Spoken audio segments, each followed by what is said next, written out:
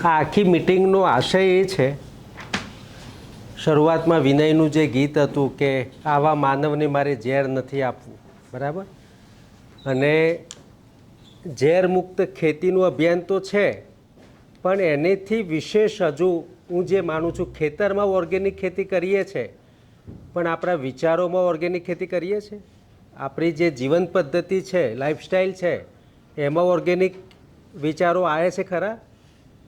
જો એ નહીં આવે તો ઓર્ગેનિક ખેતી કરવાનો મતલબ નથી. એટલે આ મિટિંગનો મૂળ પર્પઝ જો મને કોઈ પૂછે તો એ છે કે સજીવ ખેતીની સાથે સાથે આપણા પરિવારની જે જીવનશૈલી છે એની અંદર જો ઓર્ગેનિક સાત્વિકતા જો ના આવવાની હોય તો આ ઓર્ગેનિક ખેતી લાંબી ટકવાની નથી. સમજાય મારી વાત? માત્ર દવા ખાતર બંધ કરવાથી ફરક નહીં પડે. આપણે દવા ખાતર બંધ કરીએ છીએ ને હાટમાં વેચવા આવીએ છીએ ત્યારે માવા ચાવીએ છીએ. આ ચાલશે? કેટલા લોકો કહે છે નહીં ચાલે? જરા હાથ ઊંચા કરો. તો આજની મિટિંગ આના માટે છે. દવા ખાતર બંધ કરીએ છીએ, આખું સમાજની માંગ છે, બજારની માંગ છે, એટલા માટે કરી દીધું, કારણ કે આપણને પ્રીમિયમ પ્રાઇસ મળે છે, એટલા માટે આપણે કર્યું. જો એને વ્યવસાયના ભાગરૂપે જો કર્યું હશે ને તો આપણે એમાં ચોરી કરવાના જ છીએ. આપણે એને માત્ર વ્યવસાય જો જોઈશું તો ચોરી કરવાના જ છે. અને આજની આ ગોષ્ઠી એક આપણે કઈ જગ્યા પર ઊભા છીએ, આપણે કેવા પ્લેટફોર્મ પર ઊભા છે એનું રિયલાઇઝ થાય એના માટેની આ ગોષ્ઠી છે. ચેતનભાઈએ કીધું એમ સંસ્થા બીજી બધી પ્રવૃત્તિઓ ઘણી કરે છે. અમારા માટે સૃષ્ટિ ખેડૂત હાટ એક પ્રવૃત્તિ છે, પણ એ સિવાયની બીજી 50 પ્રવૃત્તિ કરીએ છીએ. આ કંઈક ખેડૂત હાટ માટે જ આ સંસ્થા બની છે એવું નથી, બરાબર? કારણ કે 1987-88માં કામ શરૂ કર્યું હતું. 95થી તો હું આની સાથે જોડાયેલો છું. એટલે બહુ વર્ષોથી અમે લોકોએ આ આખા વિચારને બહુ વ્યવસ્થિત રીતે પકડ્યો છે, પણ એને જીવનશૈલી સાથે જો જ્યાં સુધી આપણે નહીં જોડીએ ત્યાં સુધી આ બહુ આનો જોડે કહેવાય ને બહુ લાંબે સુધી અવાજ જવાનો નથી. તો જે મિત્રો પહેલાં તો વ્યસન કરે છે, માવા ખાવાની આદત છે ને પોતાની જગ્યાએ જરા 1 મિનિટ ઊભા થઈ જાય. અરે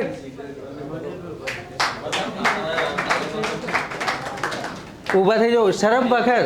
કારણ કે આપણે આપણા જીવનમાં જો વ્યસન કરીશું ને, આપણને આ ક્ષણે માત્ર રિયલાઇઝ કરવાનું છે, અને સ્વીકાર કરવો એ પણ બહુ મોટી વાત છે. સ્વીકાર કરવો એ પણ મોટી વાત છે. થેન્ક યુ, બેસી જાઓ. તો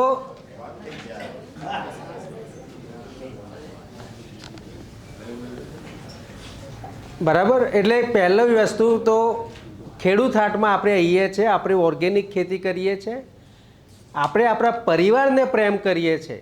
જેમ જમીનને પ્રેમ કરતા હોય તો આપણે રાસાયણિક દવા ખાતર ના નાખીએ, કારણ કે જમીન આપણી માં છે એવું આપણે માનીએ છીએ, હે ને? સ્વાધ્યાય પરિવારમાં તો એના વિશે બહુ સરસ લખ્યું છે, બધા ધર્મોમાં લખ્યું છે, હે ને? કારણ કે જમીન છે એ આપણું પોષણ કરે છે, આખા નેચરનું પોષણ કરે છે, હા, બધા સજીવોનું પોષણ કરે છે, અને એને આપણે પ્રેમ કરીએ છીએ. એમ આપણા શરીરને, આપણા પરિવારને જો આપણે પ્રેમ કરતા હોઈએ તો વ્યસન તો ના કરાય. અને મને ખબર નહીં, મારા અને આ બધા પ્રયોગો હું મારા પરિવારમાં કરી ચૂક્યો છું. મારા મોટા ભાઈ નાના ભાઈના ઘરે મેં ખાવાનું બંધ કરી દીધું. એમના ઘરે જવું પાણી નહોતું પીતું.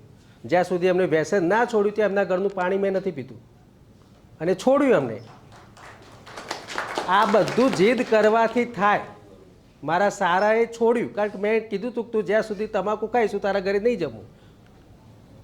હવે તમે વિચાર કરો કે રક્ષાબંધનના દારે એના ઘેર જવાનું ભૂખે રહું તો છોડ્યું એને. તો આ શક્ય છે.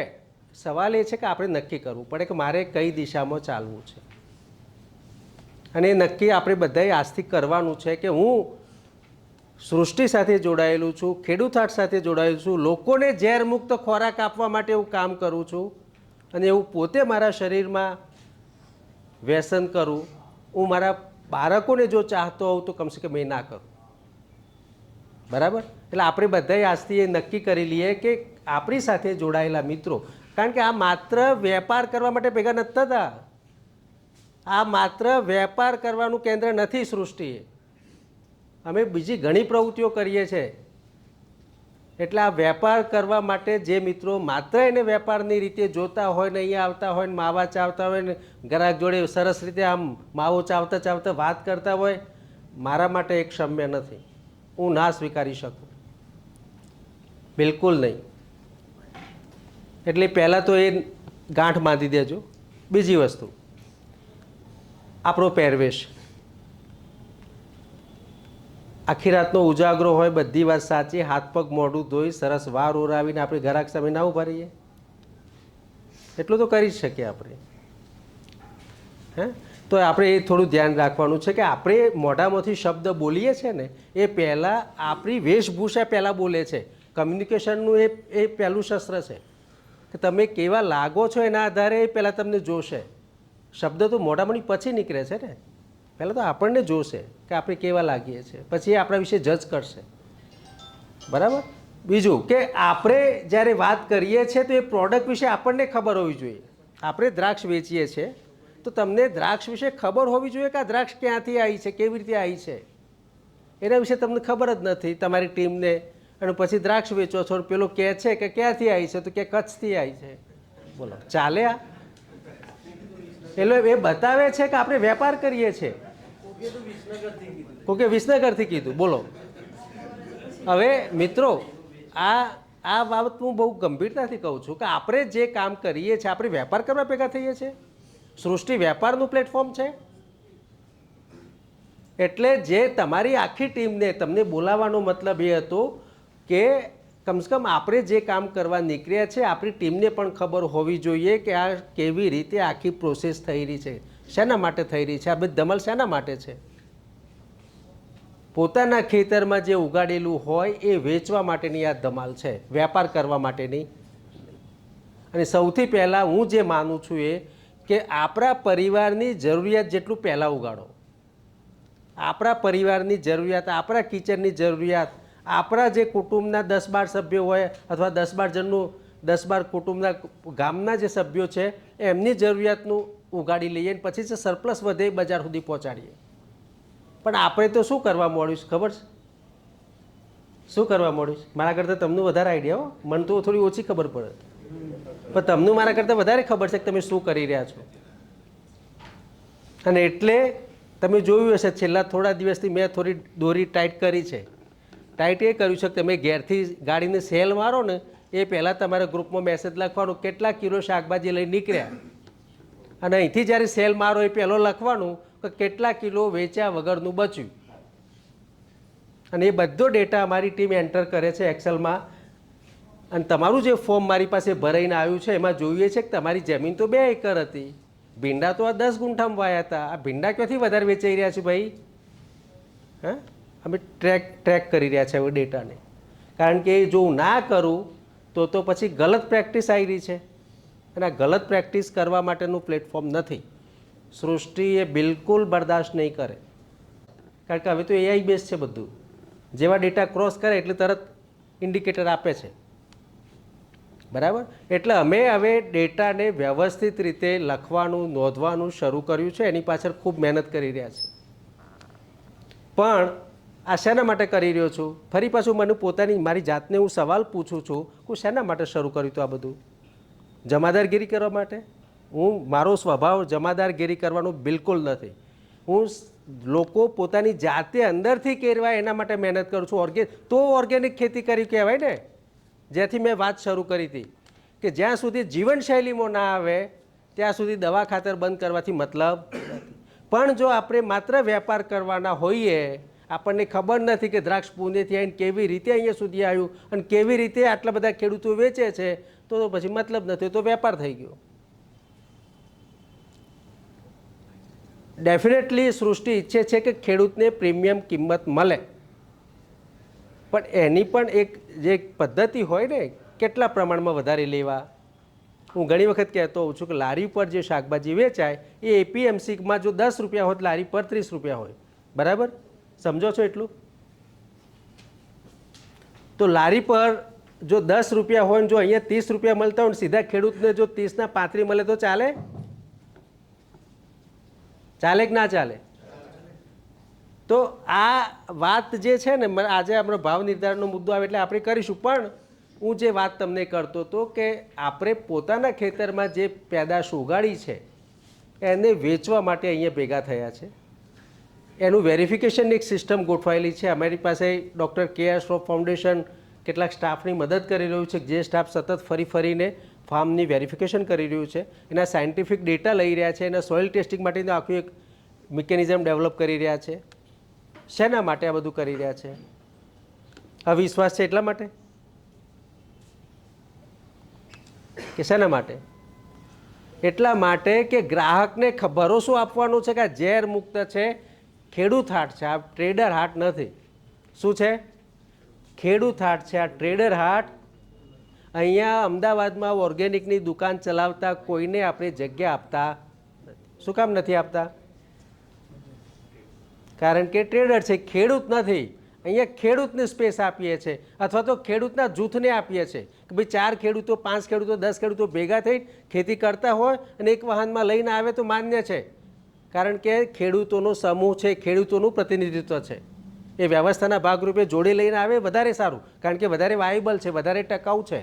બધા પાસે એટલો ટાઈમ પણ ના હોય કે દર શનિ રવિ આવે વેચવા, પણ એ વ્યવસ્થાના ભાગરૂપે એ જ ખેડૂત હાટના લોકો જ્યારે વેચવા માટે આવે અને એ ટીમને ખબર ના હોય કે કઈ વસ્તુ કોની છે, કેવી રીતે ઉગી, અને ગ્રાહકને પૂરું સમજાવી ના શકે. તો વાત એ કરતા હતા કે ખેડૂત હાટ છે, ટ્રેડર હાટ નથી, અને કોઈ ટ્રેડરનું ફોર્મ આપણે સ્વીકાર કરતા નથી. શરૂઆત વાત કરી વ્યસનથી. જ્યાં સુધી આપણો વ્યવહાર છે ને સાત્વિક નહીં હોય ને તો ગ્રાહક તમને જોયા કરશે ને પછી એ અમારા પર શંકા કરશે. તમારા પર શંકા તો પછી કરશે, પહેલાં અમારા પર કરશે કે કયા બેનર નીચે બેઠા છે. એટલે તમે જુઓ કે અમે દરેક ખેડૂતને બેનર આપ્યા છે, પણ આપણે તકલીફ એ છે ને કે બેનર જે આપ્યા છે ને બેનર વ્યવસ્થિત લગાવતા નથી. આપણે ઘરની બહાર શર્ટ પહેર્યા વગર નીકળી જઈએ છીએ. તો આપણે આપણી દુકાન શરૂ કરીએ એ પહેલાં આપણું વ્યવસ્થિત બોર્ડ ગ્રાહકને દેખાય રીતે બાંધાય નહીં. નથી બાંધવાનો ટાઈમ હોય, નીચે પગમાં પડ્યું હોય, ક્યાં તો પાછળ પડ્યું હોય, ક્યાં તો ત્રોસું પડ્યું હોય. શું કામ ભાઈ? શું કામ? તમને ખબર છે કેટલાય લોકોને મેં જઈને કહું બે બોર્ડ ક્યાં તો પછી આમ ખૂણેથી પાછળથી કાઢે. શાના માટે ભાઈ? તમે તમારી ઓળખ તમને વાલી નથી? બોર્ડ એ તમારી ઓળખ છે, તમે ક્યાંથી આવો છો, એમાં તમારું નામ સરનામું છે, મોબાઈલ નંબર છે, તમારો QR કોડ છે. તો પહેલાં તો બેનરને ગ્રાહકને દેખાય એવી ઊંચાઈએ દેખાય એ રીતે લગાવવાનું છે. બને તો એક સરખી જતે ને આપણે નવજીવનમાં તો શક્ય છે, બધાના માટે કમ્પલસરી એક સરખી ઊંચાઈએ લગાવે, એક વ્યવસ્થિત લગાવે, પછી જ દુકાન શરૂ કરે. દુકાન શરૂ કરવાની એટલી ઉતાવળ, બોર્ડ કાઢે નહીં ગાડીમાંથી મારા બેટા, એટલે એ ચાલશે નહીં. બેઝિક જે રૂલ્સ છે એ તો ફોલો કરવા પડશે. બીજું, હવે આવનારા દિવસોમાં અમે જે શરૂ કરીએ ડ્રેસ કોડ કરવો પડશે. એ ડ્રેસ કોડ કરવો પડશે, કારણ કે તમે એ ઓળખનો ભાગ બન્યા છો. સૃષ્ટિ પ્રાકૃતિક ખેડૂત હાટ એક ઓળખ છે, અને એ ઓળખ છે તો તમારો એક ડ્રેસ કોડ પણ આગળ જતાં આવશે. ઘરમાં એક તમારું આઈ કાર્ડ પણ હશે કે તમે કોણ છો. સોલા ભાગવત મારે એવું થાય છે કે ઘણી વખત કોઈક અનનોન વ્યક્તિ એને વેચવા બેસી જાય છે, તો કેવી રીતે ઓળખવું? એટલે ડ્રેસ કોડ કરવો છે. ઘરમાં આઈ કાર્ડ લટકતું હોય ને, પણ આઈ કાર્ડની પાછી મારા મનમાં જે મૂંઝવણ છે ને આઈ કાર્ડ આપવામાં, એ પણ તમને કહી દઉં શું મૂંઝવણ છે, કેમ આઈ કાર્ડ નથી આપતો. મને ચિંતા એ છે કે આઈ કાર્ડનો દુરુપયોગ નહીં થાય ને. હું એમાં લખીશ કે સૃષ્ટિ ઇઝ વેરીફાઈડ ફાર્મર, અને પછી સૃષ્ટિ verified farmer A I card લઈને બજારમાંથી લઈને તો નહીં વેચે ને, અથવા બીજા ખેડૂતો ઓર્ગેનિક શંકાસ્પદ હોય એવું માલ તો લઈને નહીં વેચે ને. આ ચિંતા છે મને, પણ તેમ છતાં એ પ્રયોગ કરવાનો છે, કારણ કે કોઈ એવું હજુ શરૂઆત મેં જ્યાંથી કરીએ કે માણસની વૈચારિક શક્તિ જ્યાં સુધી ઓર્ગેનિક ના થાય, એનું જે જીવનશૈલીમાં જો બદલાવ આવે ને તો એ આઈ કાર્ડનું મહત્ત્વ છે. પણ એ આઈ કાર્ડનો જો કોમર્શિયલ ઉપયોગ કરે તો પછી સંસ્થા ખરાબ થાય, સંસ્થા બદનામ થાય. તો આઈ કાર્ડ પાછું લેવાની વેલિડેટ નક્કી કરવી પડે કે કેટલું આપવું, હે ને? તો એ આ બધા વિચારો મનોમંથન સતત ચાલતું રહે છે કે આને કેવી રીતે ટ્રેડર હાટ ન બનવા દઈએ. ઘણી વખત થાય છે શું કે ખેડૂત અમારી સાથે જોડાય ને ત્યારે બહુ વ્યવસ્થિત હોય છે, પ્રમાણિક હોય છે, પોતે સરસ ખેતી કરતો હોય છે, 6-8 મહિના થાય, વરસ થાય, પછી ધીરે ધીરે જેમ વેપાર દેખાય ને એને કે સાલું આ તો મજા છે, હા અહીંથી 30 રૂપિયા લીધું 45 રૂપિયા વેચી માર્યું તો 15 રૂપિયા મળ્યા. 4-6 મહિના એવું કરે ને પછી પેલા જે 15 રૂપિયા જે મળે ને કિલો, ધારો 10 કિલો વેચું સીધા 150 રૂપિયા મળ્યા. પછી એ જે લાલચ છે ને એ લાલચ છૂટતી નથી. પછી એવું થાય કે કેવી રીતે વધારે બીજાનું ભાવ કેવી રીતે વેચું, પેલા ગ્રાહકને આપી દઉં, ડાયરેક્ટ આપી દઉં ગ્રાહકને, સૃષ્ટિને જાણ બહાર આપી દઉં. કારણ કે એ ખેડૂત ના રહ્યો પછી શું થયું, વેપાર થઈ ગયો. અને એ 4-6-8 મહિના થઈ જાય ને પછી અમે કંઈ કહીએ ને તો એને સારું ના લાગે, રમેશભાઈ કડવા લાગે એને રમેશભાઈ ગમે નહીં. હા, એના ચહેરા પ્રમાણે દેખાય, એનો હાવભાવ દેખાય. હું તો કમ્યુનિકેશનનો વિદ્યાર્થી છું, મને તો માણસને ચહેરો જોઈને વાંચી લઉં કે શું વિચારે છે. એટલે મને ખબર પડી જાય, આખી ટીમ પર ખબર પડી જાય, કોઈ એક નહીં કે અંદરો અંદર શું વાતો કરીને મારી જોડે આવ્યા હશે. એટલે સવાલ એ છે કે આજે આપણે એ નક્કી કરવાનું છે કે આપણે ખેડૂત છીએ, આપણે ખેડૂત જૂથ છીએ કે આપણે વેપારી છીએ. એ પોતાની જાતને બધાએ ઇન્ટરનલ સવાલ કરવાનો છે. તમને સારા ખેડૂત બનાવવા છે, તમારા સંતાનો ખેતીમાં ટકી રહે, એમને સારી કેરિયર ખેતીમાં બને, એના માટે અમે મહેનત કરીએ છીએ. એના માટે ઇન્ક્યુબેશન સેન્ટર છે, એના માટે વેલ્યુ એડિશન શીખવવું છે, એને પેકેજિંગ શીખવવું છે, બ્રાન્ડિંગ શીખવવું છે, એને સરસ એન્ટરપ્રેન્યોર બનાવવા છે, આપણે એગ્રી એન્ટરપ્રેન્યોર બનાવવા છે તમારા દીકરા દીકરીઓને. કારણ કે ખેતીમાં એમનું કેરિયર રહેવું જોઈએ. પણ એ ક્યારે રહે, આપણી નીતિ સાચી હોય. આપણા મનમાં જો સતત શોર્ટકટવાળા વિચાર આવે ને, ટૂંકા ગાળાના, અહીંથી લઈને અહીં વાપરી દઉં, ટૂંકા ગાળાના, એ બધા થીગડા મારવા છે, એનાથી કોઈ ઉદ્ધાર ના થાય, એનાથી તમારું લાંબુ નહીં ચાલે. હું તમને લખી રાખું, જે મિત્રો આ ટૂંકા ગાળાનો કોર્સ કરે છે ને ડિપ્લોમા, એને ડિગ્રીનું સર્ટિફિકેટ ના મળે. એટલે એમાંથી બહાર નીકળી જજો, કારણ કે એનાથી તમારું ભલું નથી થવાનું. તમે અમારી નજરમાં સારા નહીં લાગો. અને અમને ખબર પડે, ઘણી વખત તો એવું થાય છે કે મને ખબર પડે ને તો હું 4-6-8 મહિના ચલવી લઉં છું. શું કામ ખબર છે? મને એટલી ખબર પડે છે કે ચલો એનું છોકરું ભણે છે, એનું કંઈક, એટલે મને આમ અંદરથી આમ એવું થાય કે એનાથી દીકરા દીકરી કોલેજમાં ભણે છે ને ક્યાં એને ડિસ્ટર્બ કરું, એટલે હું થોડુંક સહન કરી લઉં.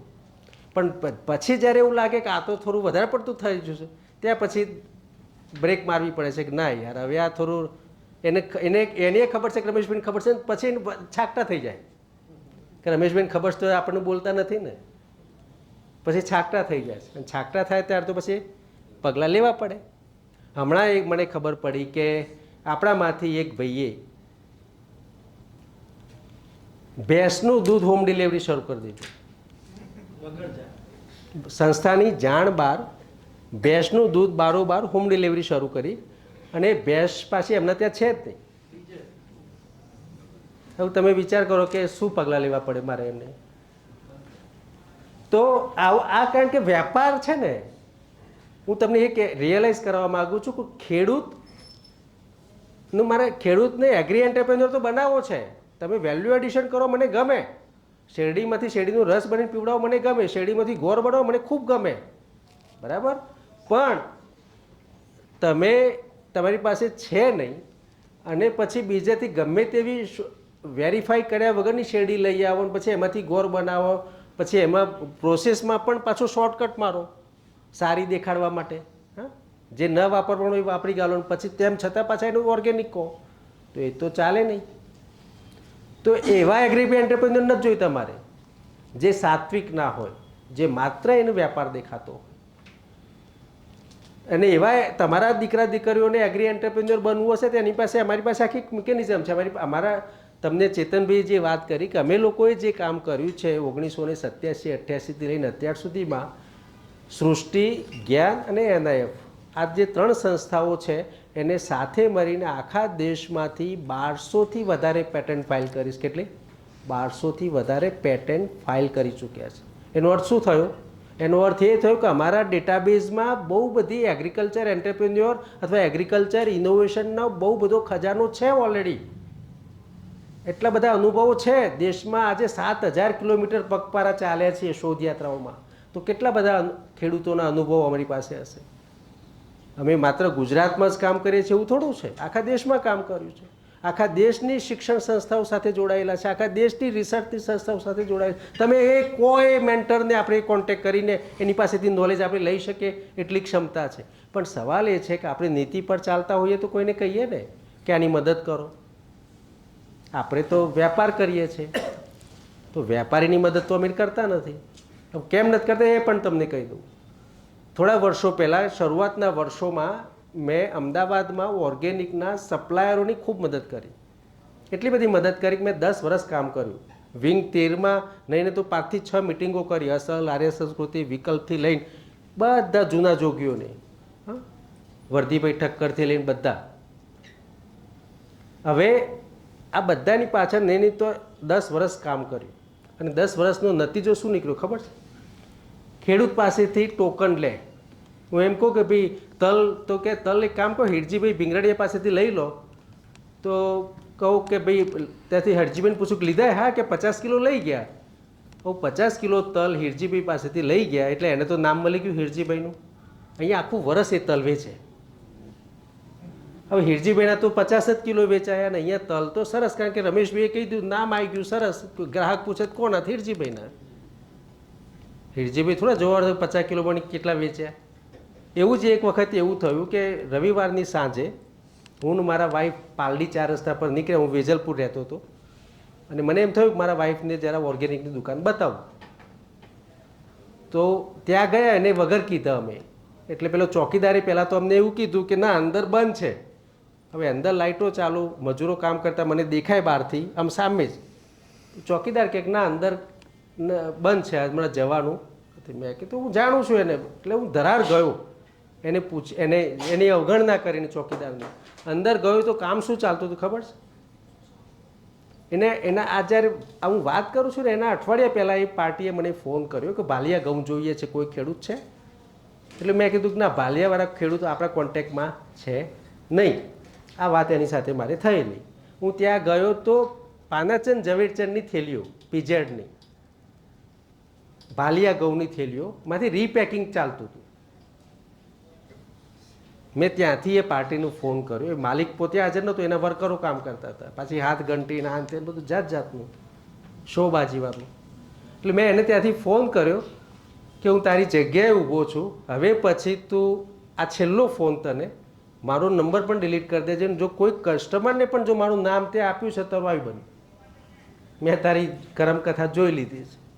અને એ પછી નક્કી કર્યું હતું કે આજ પછી કોઈ અમદાવાદના સપ્લાયરને હું મદદ નહીં કરું, કોઈ ખેડૂત સાથે એને નહીં જોડું. અને પછી દિમાગમાં શરૂ થયું કે આનો વિકલ્પ શું. હવે આ આખી જર્ની જે છે ને એ બહુ પીડાદાયક રહી છે, કારણ કે કોઈ વ્યક્તિગત સ્વાર્થ વગર જ્યારે આ કામો કરવાના હોય ને. મને ખબર છે 2004માં પહેલી વાર સાત્વિક શરૂ કર્યો ને, સર્વદમનભાઈ આવ્યા હતા. એ સાત્વિક એક જ વર્ષ આવ્યા છે એ 2004માં. અને એ વખતે અમે આ ગાઈડલાઈન છે ને ત્યારથી શરૂ થઈ છે. આ તમારું આમાં ઘણા લોકો કહે છે કે આ 10 પાના તો ભારે પડે છે લખવાના.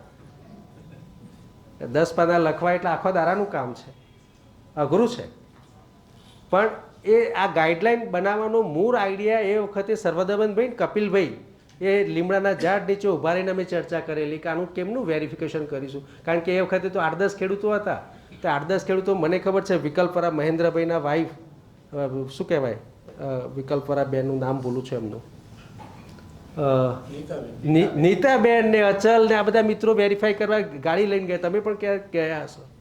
તો આ બધા શું કહેવાય, ફોર્મ ભર્યા વગર એમ જ કોઈ કીધું કે મારે આવવું છે, તેનું ખેતર જોવા ગયા, એમાંથી બેસાડી લાયા. પછી નક્કી કર્યું કે આમાં તો સાલા કોઈ ઘૂસી જાય છે. પાછા એક ભાઈ આવી ગયા હતા, એક કોતરવાળા એક ભાઈ આવી ગયા હતા, નદી કિનારાવાળા, જે પાર્ટી એમના ખેતરમાં કરતા હતા. એવા એક ભાઈ આવી ગયા હતા. ચાલે કીધું કે આ ભાઈ ખોટો આવી ગયો છે. એ કે ઓર્ગેનિક કરે છે પણ બીજું બધું એ થોડુંક કરે છે, એટલે કે ભેગું લઈ આવે છે. પછી ખબર પડી કે આ તો સાલું વિચાર કરવો પડે. ત્રીજા દિવસે એક મેન કપિલભાઈએ હાથ પકડીને એમને કરી દે બહાર નીકળો. હવે એટલે એવું નથી કે હું આ જે કામ આજે તમારી સાથે કરું છું એ પહેલાં નથી થયું, આ 2004થી કરું છું અને આગળ પણ કરતા રહીશ, કારણ કે સતત ચારણો મારવું પડે છે. આખી સિસ્ટમ એવી છે કે ખોટો માણસ દાખલ તો થઈ જશે, ક્યાંક કોકની ભલામણથી આવી જશે, ક્યાંક અમારી શરત ચૂકથી આવી જશે, પણ લાંબુદારા ટકી નહીં શકે. ખોટું આવી જશે સિસ્ટમમાં, ટકી નહીં શકે, કારણ કે આ આખી વ્યવસ્થા એ ટ્રાન્સપરન્ટ બનાવી છે, પારદર્શી બનાવી છે, ગ્રાહકને દેખાય તમારું નામ સરનામું એવી બનાવી છે. અને ખોટો માણસ હશે તો એને સમાજ એને નિગ્લેક્ટ કરે, એક્સેપ્ટ ના કરે, એ પ્રકારની એક વ્યવસ્થા આપણે બનાવવા માટે મથીએ છીએ. તમે જુઓ આ વખતે દ્રાક્ષના એક પણ ફરિયાદ નથી આવી. આપણી પાસે શરૂઆતમાં કાળી દ્રાક્ષ આવી, પછી લીલી દ્રાક્ષ, લગભગ અત્યારે છેલ્લો લોટ ચાલી રહ્યો છે. એટલું સરસ એ કામ ચાલી રહ્યું છે કે ગુજરાત, કારણ કે કેમ કરવું પડ્યું આ બધું, ગ્રાહકોની સતત ડિમાન્ડ કે તમે આ શાકભાજી તો ઓર્ગેનિક આપો છો પણ ફ્રૂટ તો અમારે બહારથી જ ખાવું પડે છે ને, તો બધું કેમિકલવાળું છે, અમને ગોતી દો. હવે તમે જુઓ કે અમે તો આખા દેશમાં ફેલાયેલા છે, શોધયાત્રાઓ મારફતે અમારી જે સહયોગી સંસ્થાઓ છે એ હનીબી નેટવર્કની, તો આખા દેશમાં કામ કરે છે. અમારા ઇનોવેટર આખા દેશમાં ફેલાયેલા છે. તો એમાંથી જે ખેડૂતો વેરીફાઈ થયા કે જે જેન્યુઅનલી ઓર્ગેનિક કરે છે, જેમના ખેતરમાં આપણી ટીમ જઈને વેરીફાઈ કર્યા, વિડીયો કોલ કર્યા, જેમની સોઇલ જોઈ, એમનું ઓર્ગેનિકના સર્ટિફિકેટ જોયા, ત્યાંથી કેવી રીતે ટ્રાન્સપોર્ટમાં આવશે એની આખી વ્યવસ્થાઓ ગોઠવી. એની પાછળ એક માણસ સતત લગાવ્યો, એ માણસ જોડે સતત મોટિવેશન, પાછું મેન્ટરિંગ સપોર્ટ સતત, અને એમાંથી એ દ્રાક્ષ આપણી વચ્ચે આ વખતે આવી અને પ્રમાણમાં ખૂબ સારા અનુભવો રહ્યા છે. ગ્રાહકોના પણ ફીડબેક મારી પાસે સતત આવી રહ્યા છે. 2 ગ્રાહક એવા છે કે જેમને આપણને પૂછ્યા વગર એના કેમિકલ એનાલિસિસ કરાયા અને એમાં એ પાસ થઈ ગઈ. મજાની વસ્તુ એ છે કે કન્ઝ્યુમરે જાતે આપણની જાણ બારે કરાવીને પછી મને કીધું કે રમેશભાઈ અમે ચેક કરાવ્યું અને તમે સાચા નીકળે કે આ દ્રાક્ષ ઓર્ગેનિક છે. એટલે આપણે જો આપણે જે કામ કરીએ છીએ ને એ કોઈ ચોરી છુપી તો કોઈ કામ કરતા નથી. આપણે કામ કરીએ છીએ તો સમાજ જોઈ રહ્યો છે ને સમાજ આપણી પરીક્ષા સતત કરી રહ્યો છે. એટલે કોઈ એમ સમજતું હોય કે ભાઈ હું તો વેચી દઉં, પણ ગ્રાહક એ તમારી પાસેથી ખરીદી તો લેશે પણ બીજી ફરે વિચાર કરશે. એ 4 જણને જઈને કહેશે કે આ ભાઈ તો એમ કહેતા ખાલી વિસનગરથી દ્રાક્ષ આવીને, કોઈ કે કચ્છથી આવીને મેં લઈ તો આવીશું, પણ આમાં કેટલું સાચું હશે. તો આપણે બધાની ફરજ છે કે આપણી ટીમને અવેર કરીએ અને પછી ટાઈમ લગાવીએ. જે કાઉન્ટર પર ઊભો રહેવાનું છે એની એ આપણી ફેસ વેલ્યુ છે, એને ઓછી ના આંકીએ, એને સતત આપણે એની શું કહે કેપેસિટી બિલ્ડિંગ કરવી પડશે. આપણે હું વાત અહીંથી કરતો હતો કે આ પહેલું જે ફોર્મ છે આને સહેજ ઉપર કરવું પડશે, સહેજ ફોન મોટા થશે.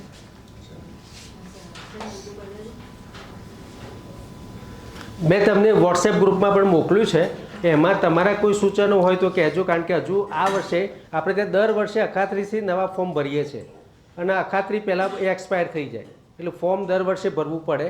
અને એ આખો ચારણો મારવાની પ્રક્રિયા છે. મારે જેનું એક્સેપ્ટ નહીં કરવું હોય એને હું ત્યાં કાઢી મૂકીશ. આ બહુ ક્લિયર છે, આ ચારણો મારવાની પ્રક્રિયા છે. પહેલું જ એ છે કે સતત 3 વર્ષથી ઓર્ગેનિક બિન રાસાયણિક ખેતી કરતા હોય, પહેલી શરત છે એની. આ ખેડૂત હાટ છે, ટ્રેડર હાટ નથી. બીજી વાત એ છે કે જાતે ખેતી કરતા હોય, ગામડામાં રહેતા હોય, ખેતી અને ગોપાલન જેની આજીવિકા હોય એવા ખેડૂતોને પહેલી પ્રાયોરિટી. ખેતીની સાથે જો કોઈ ધંધો બીજો કરતા હોય તો એને આગળ જતાં આવે છે, એમાં માઇનસ પોઈન્ટ એને મળે છે. જે એમાં જોઈએ છે કે એના ખેતરની અંદર જીવંત વાડ છે કે નહીં, નિંદામણ, કીટકો, મધમાખી, અરસિયા, જમીનની પ્રત, પાક સંરક્ષણ માટેના ઉપાયો, જમીનની ફળદ્રુપ રાખવાના ઉપાયો, મલ્ચિંગ, આ બધા એવા ઇન્ડિકેટર છે કે જે છુપાય રહે નહીં. એ તમારે ખબર પડી જ જાય, ખેતર પર પગ મૂકો નહીં. પ્રાઇમરી વેરિફિકેશનમાં પાસ થાય એ જ ખેડૂતનું વેરિફિકેશન કરીશું. કોઈ ફોર્મ ભરીને મોકલે એટલે કંઈ ભયો થઈ ગયો એવું નથી. ફોર્મ ભરીને મોકલ્યા પછી સંસ્થાની મરજી છે કે એને એક્સેપ્ટ કરવું કે ના કરવું.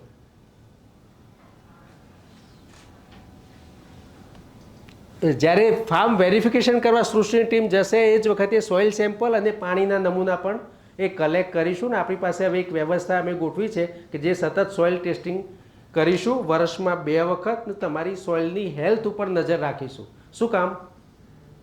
કારણ કે ગ્રાહકો એ હેલ્થ માટે ખાય છે. જો સોઇલની હેલ્થ જ નબળી હશે તો એમાં જે ઉગે છે એ પણ ગુણવત્તાવાળું નહીં હોય.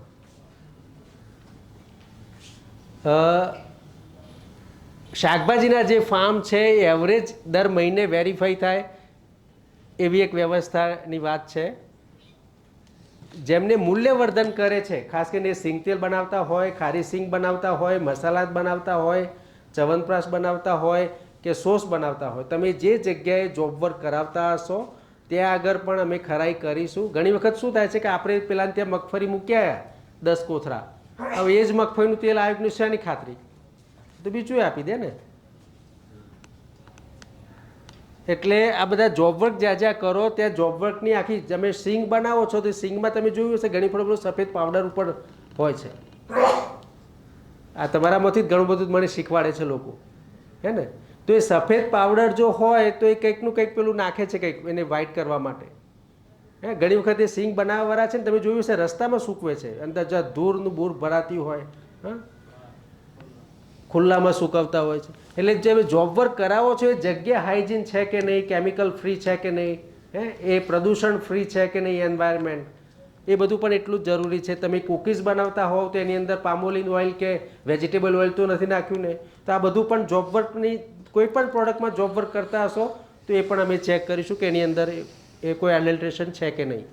કાળા મગ, કાળા તલ, રાઈ આ બધામાં કલર જતો હોય તો એ પ્રકારનું વેચવાનું નથી, કારણ એ જો વેચ્યું હશે ને કમ્પ્લેન આવશે તો પાછું લેવું પડશે, ગ્રાહકનું પૂરા પૈસા પાછા આપવા પડશે. દરેક પેકિંગ ઉપર શું કહેવાય ઉત્પાદક ખેડૂતનું નામ, નંબર, તારીખ બધું લખવાનું. ઘણી વખત શું થાય છે કે આપણે જે પેકિંગ વેચીએ છીએ, ધારો કે 4 ખેડૂતોનું ભેગું તમે વેચવા આવો છો તો તમારા ટેબલ પર હોવ તો જે ખેડૂતનું પેકિંગ હોય એના નામથી જવું જોઈએ. એ આપણે આ વખત ખાસ ઇન્સિસ્ટ કરવાના છે. જવા દો.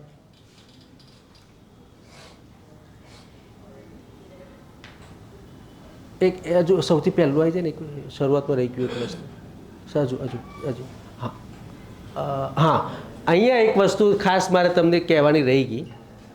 સૃષ્ટિ પ્રાકૃતિક ખેડૂત હાટમાં નોંધણી માટે ગોપકા અથવા પીજીએસ જેવી કોઈ વિશ્વસનીય ઓર્ગેનિક પ્રમાણપત્ર સર્ટિફિકેશન પ્રણાલી સાથે સંલગ્ન હોય તે અપેક્ષિત છે. તમારામાંથી કેટલાને ગોપકાનું સર્ટિફિકેટ છે? અડધાથી ઓછા છે. પીજીએસનું કેટલાનું છે? બસ, સારું. કેટલાનું નથી? હાથ ઊંચા કરો. ખાસા બધા. તો જેમને સર્ટિફિકેટ નથી એ આવતીકાલથી કોન્ટેક કરજો. પીજીએસ અથવા ગોપકામાં નોંધણી કરાવી લેજો. જો નોંધણી નહીં કરાવો તો આમાં -20 માર્ક છે, માઇનસમાં છે, અને માઇનસમાં હશે એનો અર્થ એ થયો કે તમારું ફોર્મ નીચે જતું રહેશે. અને જેની પાસે ગોપકાનું સર્ટિફિકેટ હશે અથવા પીજીએસનું સર્ટિફિકેટ હશે 20 માર્ક મળી જવાના છે. એટલે સર્ટિફિકેશન જરૂરી છે. વારંવાર કન્ઝ્યુમર પૂછે કે કોણે સર્ટિફાઈડ કર્યું, આપણી પાસે શું જવાબ છે? સૃષ્ટિ તો વેરિફિકેશન કરે છે, સર્ટિફિકેશન આપી ના શકે લીગલી. સૃષ્ટિ લીગલી સર્ટિફિકેશન આપી ના શકે, અને એવું કરીએ પણ નહીં. અમે માત્ર વેરિફિકેશન કરીએ છીએ.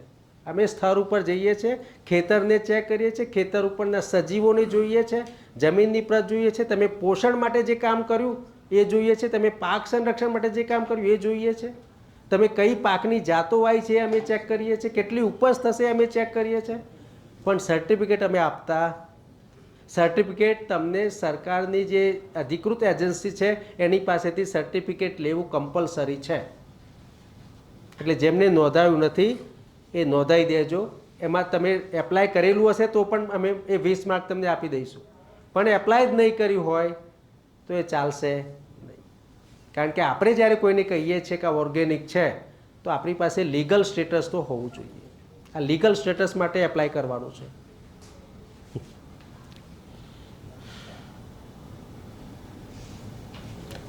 ખેત પેદાશોના જે ભાવ છે ને એ ખરેખર તો શું હોવું જોઈએ, હું જે વિચારું છું એ જે હજુ સુધી ઇમ્પ્લિમેન્ટ થયું નથી. આજથી 10 વર્ષ પહેલાં હું વિચારતો તો તમને ખબર ના હોય તો કહી દઉં. 2004માં સૃષ્ટિએ પહેલો સાત્વિક શરૂ કર્યો ને એ પહેલાં અમે પરખ કરીને એક દુકાન શરૂ કરી હતી. બંટુભાઈની ટીમને ખબર હશે. એમાં કઠવાડાવાળા દિનેશભાઈનો બહુ મોટો રોલ હતો, બહુ સપોર્ટ એમને કરેલો. દિનેશભાઈ ને એમના બીજા ભાઈ દિલીપભાઈ. આ જે પરખ દુકાન શરૂ કરેલી ને એમાં ઓર્ગેનિકની વસ્તુઓ વેચતા હતા. સૃષ્ટિ પોતે નહોતું વેચતું, અમે એક એન્ટરપ્રેન્યોર ખેડૂત તૈયાર કર્યો અચલ, પણ અમે બધા સપોર્ટમાં પાછળ. અને સૃષ્ટિની અમારી જે ઓફિસ છે ને અત્યારે એની અંદર એક દુકાનમાં શરૂ કરેલું. પછી એમાં એનું કામ વધ્યું એટલે દિલીપભાઈએ એક જગ્યા આપી, ત્યાં શરૂ કર્યું. એ વખતે પણ આ આવેલું કોણે સર્ટિફાઈડ કર્યું? સૃષ્ટિ એ વખત સાત્વિક નહોતું કરતું, તમે યાદ રાખજો. 2004 પહેલાંની વાત કરું છું. અને એ વખતથી અમારા મનમાં હતું કે ભાવ કેવી રીતે નક્કી કરવા ઓર્ગેનિક વસ્તુના. તો ખેડૂત નક્કી કરે, બી વાવે પહેલાં કે આખા વર્ષમાં મારે કેટલો ખર્ચો થવાનો છે, અને કેટલી ઉપજ આવવાની છે, અને કેટલી પડતર, 1 કિલો દૂધી મારી કેટલી કિંમતે પડવાની છે આશરે. અને એ જે આશરે કિંમત આવે, ધારો કે 10 રૂપિયા પડતર હોય તો મને 40 રૂપિયા મળે તો ચાલે, એવું કંઈ ગોઠવી શકીએ. પણ તકલીફ એ છે કે આપણે સાચી પડતર કિંમત કેમ કાઢવી આપણને આવડતું નથી. આપણે આપણી પોતાની મજૂરી ગણતા નથી, આપણે ટ્યુબવેલનો ઘસારો ગણતા નથી. હા, આપણે રાતે દેખરેખ કરવા જઈએ, રોજના ભૂંડ દોરવા, એની કિંમત ગણવી પડે, પણ આપણે ગણતા, કારણ કે આપણને શીખવાડ્યું જ નથી. કારણ કે ટ્રેડિશનલી આપણે એવા ખેડૂત છે કે રાત દારો મહેનત કરીએ, પણ આપણી પડતર કાઢતા આપણને આવડતું જ નથી. તકલીફ એ છે કે બજારમાં જે લોકો ધંધો કરે છે, કોઈ બી કંપની ખોલીને, એ બધા પડતર કાઢે, બધા હિસાબો લખે. એને ખબર છે કે મારી કઈ પ્રોડક્ટની નિરમા સાબુ છે, તેને ખબર છે કે મારું નિરમા સાબુની કિંમત આટલી છે. ધારો કે એ 1 રૂપિયો કિંમત હોય ને તે 3 રૂપિયા વેચે છે. 1 રૂપિયો કિંમત હોય તે 3 રૂપિયા. ઇવન જે મેડિકલની જે દવાઓ છે એ તો 20 પૈસાની જે પડતર કિંમત હોય એ 20 રૂપિયામાં વેચે છે. એ લોકો 20 પૈસાની પડતર 20 રૂપિયામાં વેચે છે. શું કામ? કારણ કે જે વધારાના પૈસા એને ફ્યુચર રિસર્ચ માટે વાપરે છે, કે ભવિષ્યમાં જે દવાઓ બનાવવાની છે એના રિસર્ચ માટે મોટા મોટા તગડા પગારવાળા સાયન્ટિસ્ટ રાખે, બાર્ગેનિંગ કરે બધી કંપનીઓ સાથે. કંપનીઓ ટેક ઓવર કરે, બહુ બધું કમાય, કારણ કે એને પડતર કાઢતા આવડી ગયું છે, પોતાની કિંમતો નીચી કેમ રાખવી એ આવડી ગયું છે, એના માટેનો મેનપાવર એને રાખ્યો છે. પણ આપણે એવું નથી કરતા, કારણ કે આપણે કોમર્શિયલી એ વસ્તુ વિચારતા નથી. હું એ વખતે 2004માં અમે લોકોએ જે રિસર્ચ કરેલું, એ વખતે અમારા મનમાં એવું હતું કે આખું વર્ષ 30 રૂપિયા કિલો શાકભાજી વેચીએ ને તો એ પરવડે. આ હું 2004ની વાત કરું છું. હું આજે એવું વિચારું છું કે આખું વર્ષ 60 રૂપિયા કિલો કોઈ પણ શાક વેચો તો એ પરવડે. 60 રૂપિયા કિલો આખું વર્ષ કોઈ પણ શાક તમે વેચો તો પણ પરવડે, એવું હું માનું છું. હું ખોટો પણ હોઈ શકું, પણ એવું માનું છું. 60 રૂપિયા એટલે 1200 રૂપિયા મણ થયું. તમારી પાસે ગ્રાહક હોય ને આખું વર્ષ એમ કહે કે તમે દૂધીનો છોડ વાવો, ત્યારથી આખું વર્ષ 60 રૂપિયા કિલો અમે લઈ લઈશું, તો તમે ડુંગળી વાવો ને આખું વર્ષ 60 રૂપિયા કિલો, તો 100% પરવડે. ના પરવડવાનો કોઈ મતલબ જ નથી. પણ તકલીફ શું થાય છે કે જ્યારે બજારમાં આજની તારીખે જમાલપુરમાં 7 રૂપિયા ને 8 રૂપિયા ટામેટાના ભાવ છે. કેટલા? 7 રૂપિયા ને 8 રૂપિયા કિલો. માલાબાર રોડ ઉપર હું જ્યાં રહું છું, નિરમાની પાછળ, ત્યાં આગળ રાતના 9 વાગે મેં લારીવાળાને પૂછ્યું છે, 20 રૂપિયા કિલો ટામેટા છૂટક લારીવાળું વેચે છે આજની તારીખે. 20 રૂપિયા. આપણે ત્યાં શું ભાવ છે ટામેટાનો? પહેલાં 80 રૂપિયા હતા, હમણાં 60 રૂપિયા કરે. હું એવું માનું છું કે અને એ જ ટામેટા જ્યારે આપણે બજારમાં જ્યારે 150 રૂપિયા થઈ જશે, તો બજારમાં 150 થશે, શું કરશું આપણે?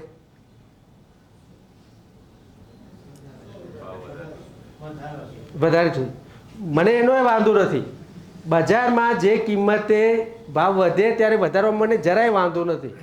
પણ જ્યારે બજાર ડાઉન થાય ને આપણી પડતર ઓછી હોય ત્યારે ગ્રાહકને ફાયદો અચૂક આપવો જોઈએ, કારણ કે એ ગ્રાહક આખું વર્ષ આપણને કમાઈને આપે છે. એ ગ્રાહકને એવું નહીં લાગવું જોઈએ કે આ લોકો સાલા શોષણ કરે છે.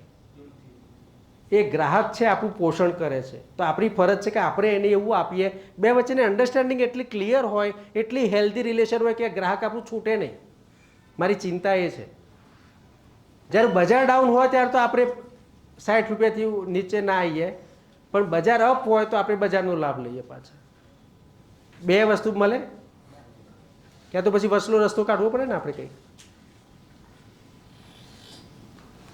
પણ આપણે જ્યારે બીજા ખેડૂતનું લઈએ છીએ તો કેટલા ટકા માર્જિન રાખીએ છીએ એમાં? એટલે આ બધું પણ તમે આપણી આજની જે મિટિંગ છે ને, આપણી મિટિંગ એ પોતાની જાતની અંદર જોવા માટેની મિટિંગ છે. અહીંયા કોઈ આજે શું કહેવાય, મારા મનમાં તો છે જ નહીં કે હું ભાષણબાજી કરું. આપણે પોતાની જાતને જોઈએ કે હું કઈ જગ્યાએ ઊભો છું. અને વિનયભાઈ ચારુલે જે વાત કરી હતી કે મારે કોઈને ઝેર નથી આપ્યું, મારા વિચારોમાં પણ સાત્વિકતા હોય, મારા વિચારોમાં પણ સાત્વિકતા હોય, અને એ વિચારો એવા હોય કે હું જે એ મારા શબ્દોમાં પ્રગટ થાય, અને એ શક્ય છે, એ શક્ય છે, બિલકુલ શક્ય છે. હા, એક મિનિટ, પેલું 5% વાળું જરા ક્લિયર કરી લઉં.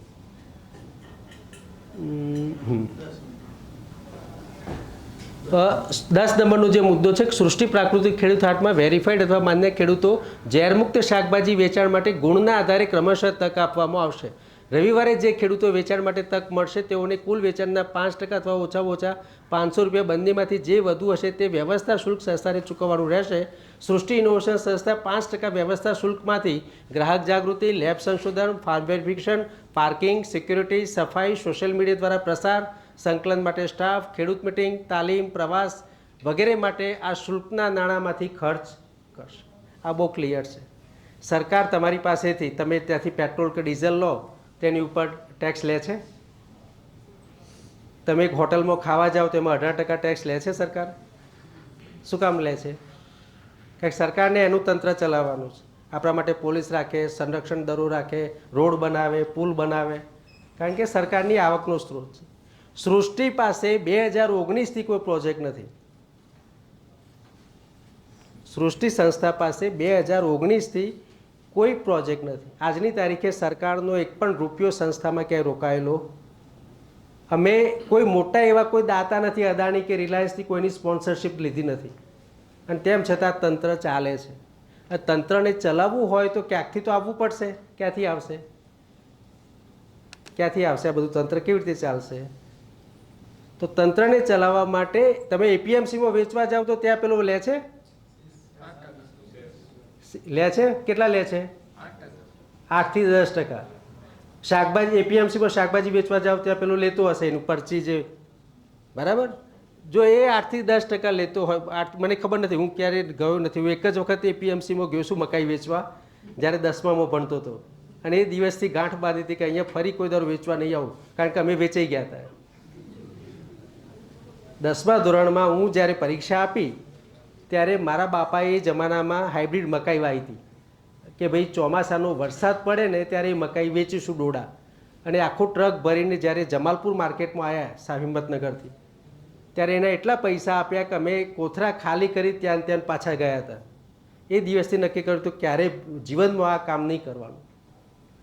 એટલે એપીએમસી વાળો જે વેપારી છે આપણી પાસેથી વટાવ લે છે, કારણ કે એને એનું તંત્ર ચલાવવાનું છે, એની દુકાન ચલાવવાની છે, એનો સ્ટાફ રોકવાનો છે. સંસ્થા 5% શુલ્ક જે લે છે એમાંથી વેરિફિકેશન, અમારી પ્રયોગશાળા, તમારા માટે ગ્રાહક જાગૃતિ, સોશિયલ મીડિયા, હા, પાર્કિંગ, સફાઈ, સિક્યુરિટી, આ બધી વ્યવસ્થાઓ એમાંથી ગોઠવવાની છે, બરાબર? એટલે અને એમાં તમે જોયું હશે વલ્લભ વિદ્યાનગરવાળા કેટલા મિત્રો, જરા હાથ ઊંચો કરો છો. હા, બહુ સરસ. તો વલ્લભ વિદ્યાનગરમાં આ જે મિત્રો આવ્યા છે ને, તો આ બધા બહુ જેને કહેવાય ને જે સપોર્ટ કરે છે મિત્રો આ છે, પણ જે સપોર્ટ નથી કરતા એને ગેરહાજર છે આજે. કારણ કે વલ્લભ વિદ્યાનગર વાળું અમારું જે એકમ છે ખોટ કરે છે. વલ્લભ વિદ્યાનગર વાળું એકમ ખોટ કરે છે. ત્યાં આગળ ટેબલ ભાડે લઈએ છે, ત્યાં સફાઈ કરાવવી પડે છે. વચ્ચે તો ટેબલ આપણા સંસ્થાના પણ ત્યાં મૂક્યા હતા, પણ એ એવી એટલી જગ્યાએ દૂરથી લાવવા લઈ જવાનું, એ પેલા ભાડે ટેબલ એટલું જ થઈને રહેતું હતું, એટલે આપણે ટેબલ પાછા ખેંચી લીધા. પણ આજની તારીખે ત્યાં અમારું હજુ જેને કહે ને મને સંતોષ થાય એવું ગોઠવાયું નથી આટલા વખત પછી પણ. હું એના માટે સોશિયલ મીડિયામાં પ્રચાર નથી કરી શકતો, કારણ કે ત્યાંથી રેવન્યુ જ આવતી નથી. કશી મૂકવા પડે મારે પૈસા એમાં. હવે મારી પાસે પૈસા આવે તો હું સોશિયલ મીડિયામાં પ્રચાર રાખું, તો હું સ્ટાફ રાખું, હા, તો એના માટે 4 જણને તે લાઈનમાં ઊભા કરવા માણસો રાખું. આજની તારીખે પરિસ્થિતિ એવી છે કે હિંમતનગરનું અમારું કેન્દ્ર છે ને એ વલ્લભ વિદ્યાનગર કરતાં વધારે સારું ચાલે છે. ત્યાં ખેડૂતો ઓછા છે, અહીંયા ખેડૂતો ડબલ છે. હવે હિંમતનગરમાં તો હજુ શરૂ થયા મારે મોડ 10 રવિવાર થયા છે, તો હિંમતનગર અને વલ્લભ વિદ્યાનગરમાં તો હિંમતનગર તો નાનું પડે, વલ્લભ વિદ્યાનગરમાં નોકરિયા તો વધારે છે, ખેડૂતો ઓછા હિંમતનગરમાં. તો આપણે બધાએ જે ટીમ, તમે તો બધા સમજદાર લોકો જ આજે આવ્યા છો, પણ જે ટીમ નથી આવી એમને સંદેશો આપજો તમે કે અમારી નજર છે, કારણ કે અમે તો બધા ડેટા રાખીએ છીએ, એક એક કેન્દ્ર ક્યાં કોણ કયો ખેડૂત કેટલું લઈને આવે, કેટલું વેચે, અમારી પાસે ડેટા છે. તો અમે ક્યાંય ચોરી ના કરો એના માટે અમે પ્રેરિત કરીએ છીએ, પણ તમે શોર્ટકટ ગોતી જ કાઢો છો. મારે તો જમાદારગીરી કરવી જ નથી, મારા બ્લડમાં જ નથી જમાદારગીરી કરવી, તેમ છતાં જમાદારગીરી કરવી પડે છે. મારે શું કામ વજન કાંટા ખરીદવા પડે? તો ખરીદ્યા મેં હજુ ઇમ્પ્લિમેન્ટ નથી કરે, પણ એ ક્યારેક થશે. વજન કાંટા ખરીદ્યા મેં. મારી ટીમની રવિવારની રજા મેં કેન્સલ કરી દીધી. હવે રવિવારની રજા નથી હતી અમારે ત્યાં. રવિવાર બધાને કીધું છે કોણે ક્યાં જવું, એ રેન્ડમલી એ ટીમ દોડ્યા કરે છે. હવે આ શાના માટે પણ આ બધું?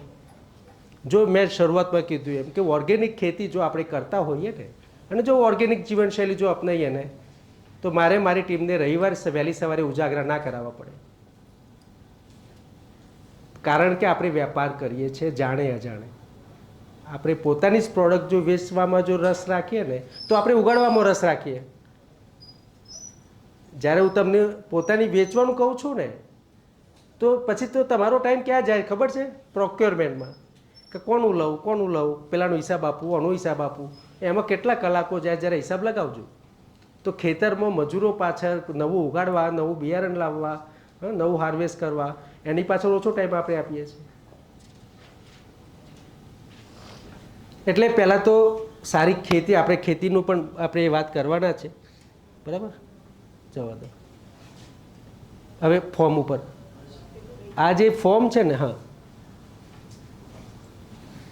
જવા દો. એની અંદર તમે જુઓ, અહીંયા સામે માર્ક્સ લખ્યા છે. પરિવારનો મુખ્ય વ્યવસાય ખેતી, તો 10 માર્ક મળશે. ખેતી સિવાયનો કોઈ વ્યવસાય છે તો માઇનસ મળશે. કારણ કે શું કામ? કારણ કે મારે ખેડૂતને પ્રાયોરિટી આપવી છે. ખેતી સિવાયનો કોઈ ધંધો સાથે કરતો હોય તો મારે એની પ્રાયોરિટી ઓછી આપવી. જવા દો. તમારું ગૂગલ લોકેશન પણ આમાં નાખવાનું છે. તમારા ખેતરમાં ચોમાસું, શિયાળું, ઉનાળું જે વાવો છે એમાં લખવાનું છે. જવા દો. પછી કુલ પાકનું નામ, પાકની જાત, વાવેતર, ઉત્પાદન અંદાજ, વેચાણનો જથ્થો. આ ટીમ, અમારી ટીમ વેરિફિકેશન કરવા આવશે ત્યારે એની અંદર જે બાકી ડેટા હશે ભરી લઈશું. વેલ્યુ એડિશન કર્યું હશે તેનું નામ, સરનામું, જોબ વર્ક જ્યાં કરાવ્યું હોય એ. જવા દો. તમે કોઈ સ્વૈચ્છિક સંસ્થાના સંપર્કમાં રહીને કરતા હો તો એનું નામ, સરનામું. તમે કોઈ સર્ટિફિકેટ લીધું હશે, તમારી પાસે સર્ટિફિકેટ હશે તો 17 માર્ક્સ મળશે. સર્ટિફિકેટ નહીં હોય તો માઇનસમાં જશે 17 માર્ક. તો આપોઆપ તમારું ડાઉન થઈ જશે. જમીનનું લેબ ટેસ્ટ કરાવ્યું છે કે નહીં, તમારા આસપાસના ખેડૂતો બિન રાસાયણિક ખેતી કરે છે કે નહીં, પડોશી ખેડૂતોના ખેતરમાંથી આવતું પાણી અટકાવવા લીધેલા પગલાં, આજુબાજુના ખેડૂતોના નામ, નંબર, પિયત પદ્ધતિ, એ સિવાયના બધા ઇન્ડિકેટર છે. સેન્દ્રિય ખાતર બનાવવા માટે તમે શું કરો છો, ખેતરમાં જોવા મળતા સજીવોની વિશેની વિગતો, પક્ષીઓ. જવા દો. અને અહીંયા મેં સુધારા વધારા કર્યા છે કે ખેતરમાં જોવા મળતા નિંદામણ, ચોમાસું, શિયાળું, ઉનાળું. આ વખતે ખાના થોડા વધારે એમાં જગ્યા સ્પેસ મૂકી છે. કારણ કે આ બધા ઇન્ડિકેટરના આધારે ખબર પડશે કે તમે વેડીસાઇડ છાંટવાના છો કે નહીં. ઘણી વખત આ લોકો નથી લખી શકતા. જે સાચો ખેડૂતો એ લખી દે છે, ફોર્મ જોઈને ખબર પડી જાય.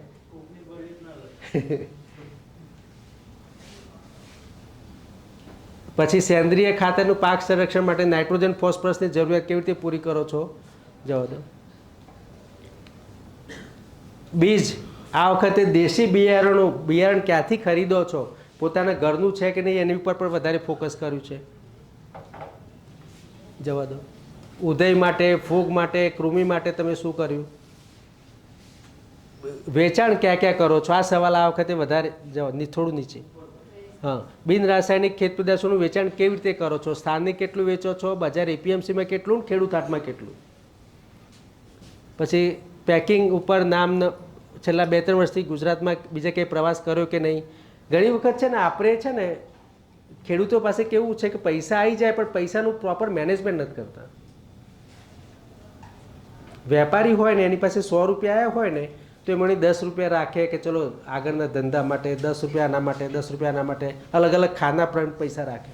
આપણે એવું નથી કરતા. આપણે તો આવ્યા તો બધા ક્યાં તો એક હાથી જમીન લઈ લીધી, એક હાથી બોર બનાવી દીધો, એક હાથી આ કર્યું અને પછી છેલ્લે ઠણ ગોપાલ. કોઈ પ્લાનિંગ નહીં, કારણ કે આપણે લખતા જ નથી, આપણને ખબર જ નથી ક્યાંથી ક્યાં થઈ રહ્યું છે. તો આપણે બધાએ ફાઇનાન્શિયલ આપણી જે આવક હોય કાગળ પર લખીશું ને થોડું પ્લાનિંગ કરીશું કે આવતા 3 મહિના મારે કયા કયા ખર્ચા છે અને કેટલી આવક આવવાની. જ્યાં સુધી લખશો નહીં ત્યાં સુધી ખબર નહીં પડે. પૈસો નરોત્તમભાઈ છે અહીંયા?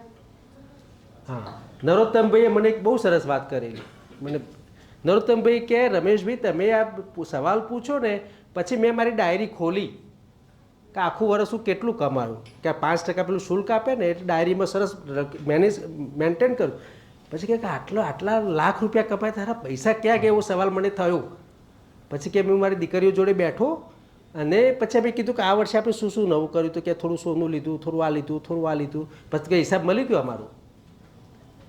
હવે આ તમે જુઓ, તમે લખ્યું હશે તો ખબર પડશે કે પૈસો ક્યાંથી ક્યાં મૂવ થઈ રહ્યો છે, પણ જો લખ્યું જ ના હોય તો ખબર નહીં પડે ક્યાંથી ક્યાં શું થઈ રહ્યું. તો લખવાની આદત બધાએ વ્યવસ્થિત મેન્ટેન કરો. લખશો એવું ખેતીમાં પણ કેટલી આવક આવી એ જો લખશો નહીં તો ખબર નહીં પડે દૂધી કેટલી ઉતરી, રીંગણા કેટલા ઉતર્યા, કેટલા છોડ હતા. તો બીજા વર્ષે ખબર પડે કે ભાઈ શેમાં વળતર વધારે મળ્યું. તો આપણે એના પર થોડું ફોકસ કરીએ. નરેન્દ્રભાઈ? યસ, આમાં કોળું બહુ વધારે વેચાય છે.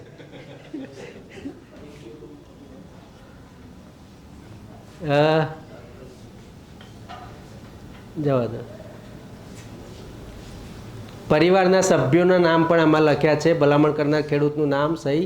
બસ પછી પશુપાલન માટેનું આખું એક ખાનું છે. આપણે ત્યાં ઘી મારું બેટું સરપ્લસ છે. ઘી ગાયો નથી પણ ઘી વેચાઈ રહ્યું છે.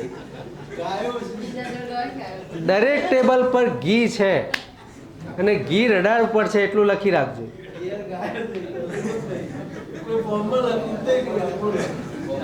એટલે આ જે ફોર્મ છે 2026-27નું આની અંદર લખ્યું છે કે તમારી પાસે ગીર ગાય કેટલી, એમાંથી દૂધારી કેટલી, ગાભણ કેટલી, વસુકાયેલી કેટલી, નાના વાછરું કેટલા, સવાર સાંજનું દૈનિક દૂધ ઉત્પાદન લીટરમાં જે તારીખે ભર્યું એ તારીખે, તમે ફોર્મ જે તારીખે ભરો એ તારીખે.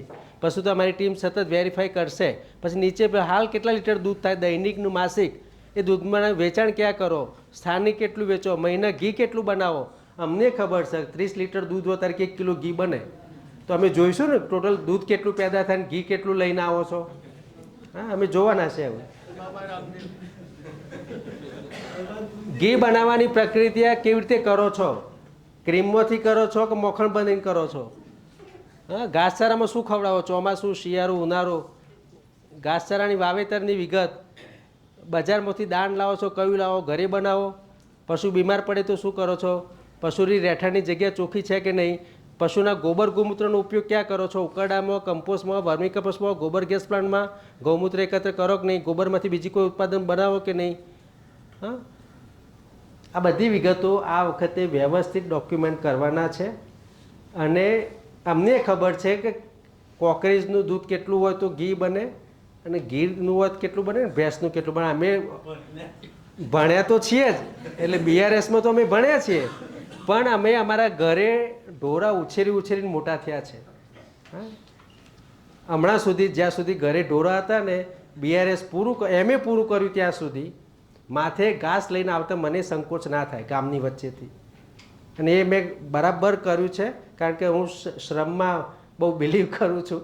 મને કોઈ ડફો ના બની શકે. હું ખેતરમાં એક રાઉન્ડમાં મને ખબર પડી જાય કે આ ભાઈ કેટલામાં છે, કારણ કે ખેતરમાં પગ મૂકતાથી ખબર પડે કે જમીનની પ્રત જોઈને. તો આજની આ ગોષ્ઠી પાછળનો જે મુખ્ય આશય હું મુદ્દા જરા જોઈ લો કયા છૂટી ગયા. આપણે 4 ગાયા હોય પાછું ડેરી મે ભરતા નહીં આવતું હે એટલે સભાસદ નામ તમે ચેક કરજો હો. હવે જે વાત કરવી છે, આ જે ખેડૂતાનું ફોર્મ તમે જે જોયું એને વેરિફિકેશનની આખી જે પ્રોસેસ છે, ફોર્મ અમારી પાસે આવી જાય, ફોર્મ આવે એટલે અમારે ત્યાં વ્યવસ્થા એવી ગોઠવી છે કે જે દારો તમારું ફોર્મ અમને મળે ને એ દારો તમને એક ફોન આવી જશે, તમારું ફોર્મ અમે રિસીવ કર્યું છે. ઘણા લોકો છે ને ફોર્મ મોકલીને ભૂલી જાય, ઘણી વખત કુરિયર અમારે ત્યાં પહોંચતા નથી અને તમને એમ થાય કે અમે મોકલી દીધું ને કંઈ. જેવું ફોર્મ અમને મોકલે સેમ ડે અમારે ત્યાં એક કોઈને પર થપ્પો વાગી જશે, રિસીવ તારીખ લખાઈ જશે ને ખેડૂતને ફોન થઈ જશે. હવે અમે લોકો તમને એક નંબર આપી દેવાના છીએ, એ નંબર તમને આપી દઈશું. તમારો 51 નંબર, તમારા 51 નંબરનું જ અમારે વાત કરવાની, તમારો રજિસ્ટ્રેશન નંબર એક જનરેટ થઈ જશે, એ બધે રહેશે એ રજિસ્ટ્રેશન નંબરથી, એ અમારા ડેટાબેઝમાં આવી જશે અને તમને આઈ કાર્ડ આપ્યું છે એમાં એ નંબર હશે. તમારે ત્યાં અમારી ટીમ જ્યારે જ્યારે આવશે, કારણ કે અમારી ટીમ તમારે ત્યાં જેટલા ફોટા પાડે એ બધા ફોટા એની સાથે લિંક કરતા જઈએ છીએ ફોલ્ડરમાં. તમારું એક ફોલ્ડર બનતું જાય છે અને એ ફોલ્ડરમાં અમારે ત્યાંથી બીજી વખત જે માણસ આવે ત્યારે પાછો અહીંથી જોઈને જશે કે ગઈ વખતે શું શું સ્ટેટસ હતું ને અત્યારે શું છે. પછી એની ઉપર અમે લોકો પાછા ચેક કરીશું કે પહેલાં બે જોઈને હવે શું ફરક છે. અને તમે સવારે જે વેચવા આવો છો એના પણ ફોટા પડવાના છે કે તમે જે રીંગણા લઈને આવ્યા કાંટાવાળા કાંટા વગરના, તમે જે ગિલોરા લઈને આવ્યા પટ્ટાવાળા પટ્ટા વગરના, તમે જે પાકા ટામેટા લાલ કલરના ચકચક લઈને આવ્યા કે ભાઈ કાચા પાકા મિક્સ છે કે નહીં. ટામેટા જોઈને ખબર પડે સાહેબ, ટામેટા જોઈને ખબર પડે મને કાંક શું શોર્ટકટ જ માર્યું હશે, બરાબર. પણ ઘણી વખતે અમુક મર્યાદાઓમાં મૌન રહેવું છું, પણ એ મારી મર્યાદા એ જેને કહેવાય ને એ કારણ કે એ જે બેનર નીચે ઊભો છું ને ત્યાં કડકાઈ કરવાનો અવસર નથી હોતો. એટલે બધા મિત્રોને મારી સલાહ છે, ખેતરનું ટામેટું બજારના ટામેટા મને ખબર પડી જાય, મને જ નહીં અમારી આખી ટીમને પડે, કારણ કે આ બધી ટીમ અમારી ગામડામાંથી આવે છે, આ બધા શહેરની ટીમ નથી. હા, ચેતનના ઘેર વર્ષોથી શાકભાજીની ખેતી છે, હા, જોઈને ખબર પડી જાય એમને. અમે ગ્રામ ભારતીમાં એગ્રોનોમી ભણ્યા ને સાહેબ, ખૂબ મજૂરી કરી છે, ખૂબ મજૂરી કરી છે. અને ભૂરાભાઈને અમને ખબર છે, અમે ઉત્તર ગુજરાતનો તો અનુભવ છે પણ દક્ષિણ ગુજરાતનો એ છે. એક વર્ષ અમે ત્યાં તેલ કાઢ્યું છે, બરાબર, એટલે ખૂબ અનુભવ છે. એટલે તમારે ત્યાં આમ ખાલી આમ આમ આમ એક રાઉન્ડ મારીને જઈએ ને બધું સ્કેન થઈ જાય દિમાગમાં. એટલે જે આ સર્વેનું જે ફોર્મ આવે, ફોર્મ આવ્યા પછી એક તો રિસીવ થઈ જશે, એનું વેરિફિકેશન કરવા માટે અમારી પાસે આયુષ ક્યાં છે? આયુષ, હર્ષ, મયુરભાઈ જરા ઊભા થઈ જાઓ પોતાની જગ્યાએ, આગળ આવો.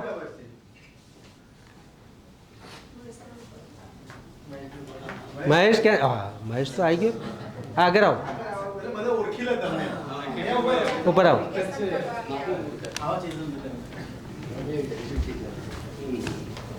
આ મિત્રો તો છે જ,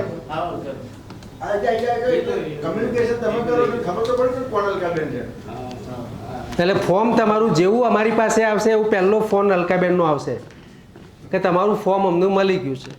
મળ્યા પછી અમે શું કરીશું, તો અમે તમારી અનુકૂળ સમયે વિડીયો કોલ થશે. વિડીયો કોલમાં અમે લોકો જોઈશું કે તમારા ખેતરનો શેડો છે કે નહીં, નિંદામણ છે કે નહીં, પતંગિયું છે કે નહીં, કાચિંડો છે કે નહીં, હા, ખેતર પર જીવામૃત કે પંચગવ્ય બનાવવા માટેના પીપળો છે કે નહીં, આ બધું જોઈશું. અને એમાં અલકાબેનને લાગશે કે અહીંયા કોઈને મોકલવા જેવો છે તો મોકલશે, નહીં તો એ ફોર્મ રિજેક્ટ ફાઇલમાં મૂકી દઈશું. શેમાં મૂકીશું? રિજેક્ટ ફાઇલમાં. એની ઉપર કોઈ કમ્યુનિકેશન થશે નહીં, કારણ કે અમે તમારી પાસેથી એક પણ રૂપિયો લેવાના નથી. અમે તમારી પાસેથી જે 1000 રૂપિયા લેતા હતા એ બંધ કરી દીધું. આ વર્ષે કોઈની પાસેથી 1 રૂપિયો લેવાનો નથી. પેલા 1000 રૂપિયા લેતા હતા ને એટલે અમારી પાસે એ અમારી અંદર એક મોરલ પ્રેશર રહેતું હતું કે આના 1000 રૂપિયા આવી ગયા છે, વેરિફિકેશન નહીં કરે, વેરિફિકેશન કરીએ ને એટલે પછી થોડું મેન્ટલી અટેચમેન્ટ રહેતું હતું વેચવા માટે. એટલે આ 1000 રૂપિયા વાળું મેં કહ્યું આ ખતમ કરો, 1000 રૂપિયા નથી જોઈતા મારે, 1000 રૂપિયા નથી જોઈતા. 1000 રૂપિયામાં સંસ્થા કોઈ ખરીદી લે અથવા તો 1000 રૂપિયામાં હું મોરલી રિસ્પોન્સિબલ થઉં એ ધંધો મારે જોઈએ નહીં. 1000 રૂપિયા માટે એ ધંધો નહીં ચાલે. એટલે 1000 રૂપિયા લેવાના બંધ કરી દીધા. હવે અલકાબેનને ફોર્મ આવ્યા પછી ફોન કરશે પેલો ભાઈ. ઘણા ખેડૂતો શું કરે કે આજે નહીં કાલે કહીએ ને એટલે કે ના 4 દાડા રહીને નાટક કરે. તમને તક 2 વખત જ મળશે, ના ફોન તો કરવો પડે.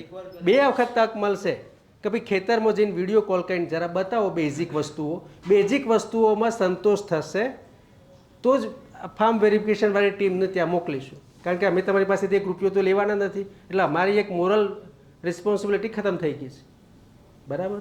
અને એમાં એ ટીમને એવું લાગશે કે ભાઈ આ બરાબર છે, તો પછી એ માર્ક્સ તમે મૂક્યા જ છે, અમે એમાં મૂકતા જઈશું. અને એમાંથી જેટલે અપ્રૂવ થશે એ લોકોને ઇન્વિટેશન મળશે, અને જેને અપ્રૂવ ના થાય એ નીકળતા જશે. કારણ કે હવે એક શું કહે સર્કલમાંથી બહાર નીકળતા જશે.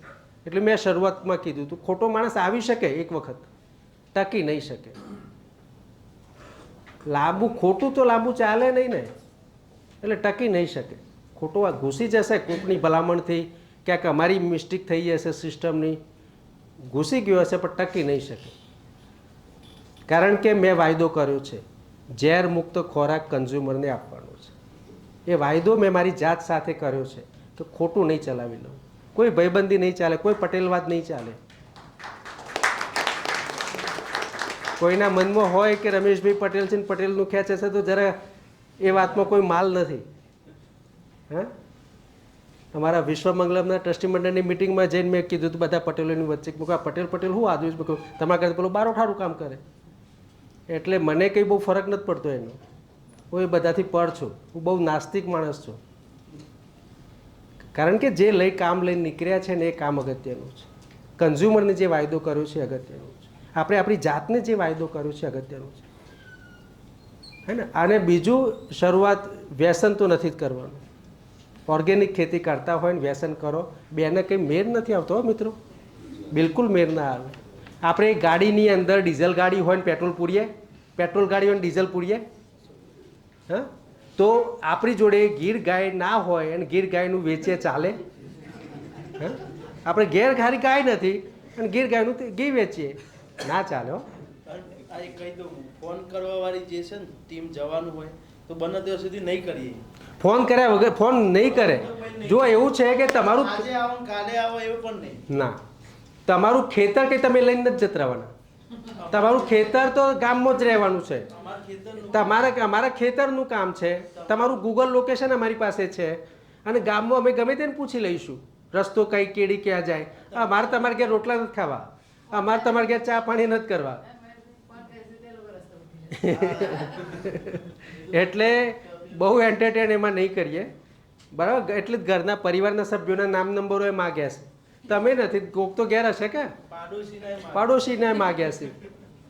એટલે અમે એન્ટરટેન નહીં કરીએ, બરાબર. એટલે વેરિફિકેશનની પ્રોસેસ વધારે સ્ટ્રોંગ કરીશું, વધારે સારી કરીશું. અને એમાં તમારા બધાનો સહયોગ જોઈએ. મેં શરૂઆતમાં કીધું એમ, અંતે આપણે અરસપરસ એકબીજા પાસેથી શીખવા માટે ભેગા થઈએ છીએ. જમાદારગીરી કરવાનો અમારો કોઈ ઈરાદો નથી. અમે તમારા ખેતરમાં આવીશું તો એઝ એ વિદ્યાર્થી તરીકે જ મને આવવાનું ગમશે, મને કંઈક શીખવા મળશે, બરાબર. અથવા અમારી પાસે કંઈક છે એ તમારી સાથે શેર કરીશું. તમે સાચું કરતા હશો તો કોઈએ ડરવાની જરૂર નથી. આ કોઈ સુપરવિઝન નથી, આ કોઈ ઇન્સ્પેક્શન નથી. આ સાથે મળીને ચાલવાની વાત છે, આ રેસ લગાવવાની વાત, આ કોઈને ખોટા પાડવાની વાત નથી. બિલકુલ હું કહું છું, હું આ કોઈને ખોટા પાડવા, કોઈનું અપમાનિત કરવા માટેનું આ મંચ નથી. આપણે બધા એક સાથે એક ટ્રેક પર ચાલવું છે. એક બહુ જૂની વાર્તા ચેતનને ખબર છે. મને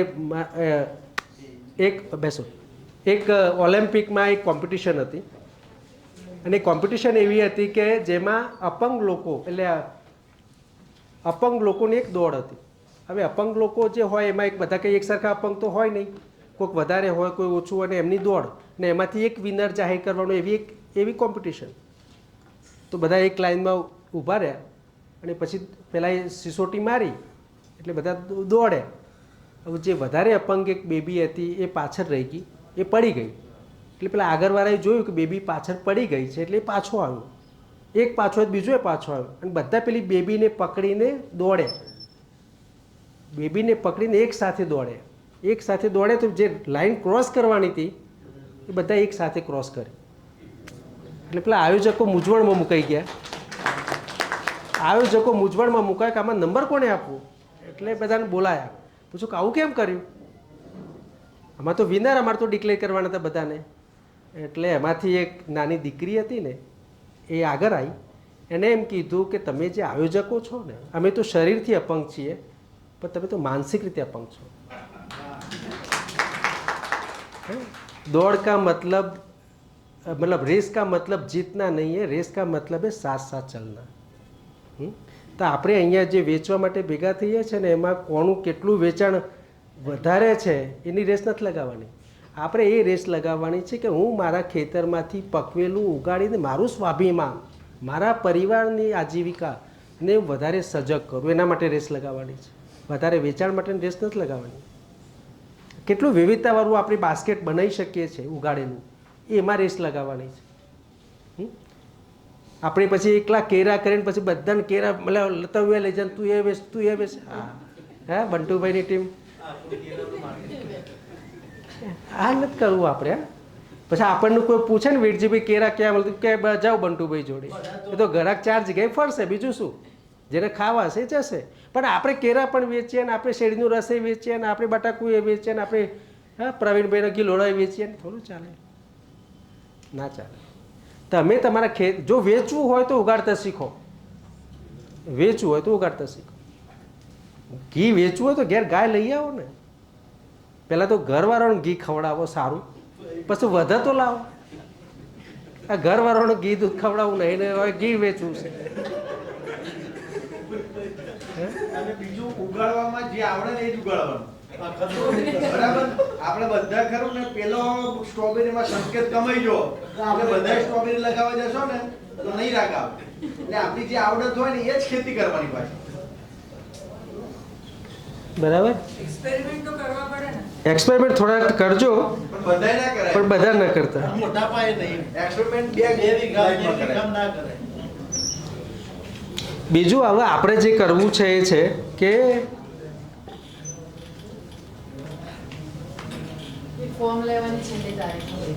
ફોર્મ લેવાની છેલ્લી તારીખ એમાં કઈ લખી છે આપણી? 15 જુલાઈ હશે. 15 જુલાઈ હશે. 15 જુલાઈ સુધી મોટાભાગે વાવેતર 15 જુલાઈ સુધી વાવેતર થઈ જશે. એટલે 31થી લઈને 15 જુલાઈ.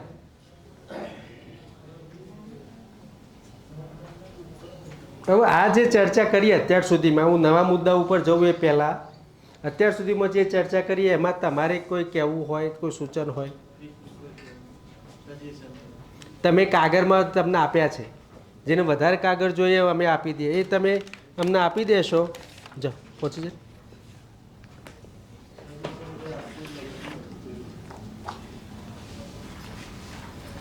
કંઈ પણ તમે સૂચન કરી શકો છો જે અમારી વ્યવસ્થાને ઇમ્પ્રૂવ કરવા માટે મદદ મળશે.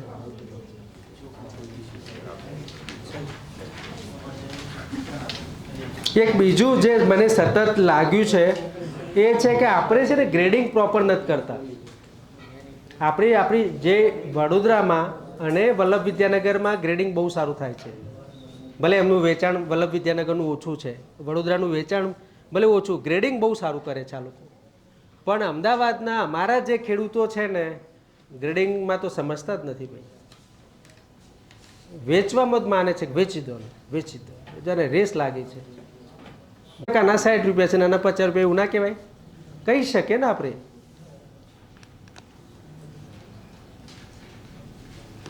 નીચે જાય છે એટલે વખત નહીં પડતા ને.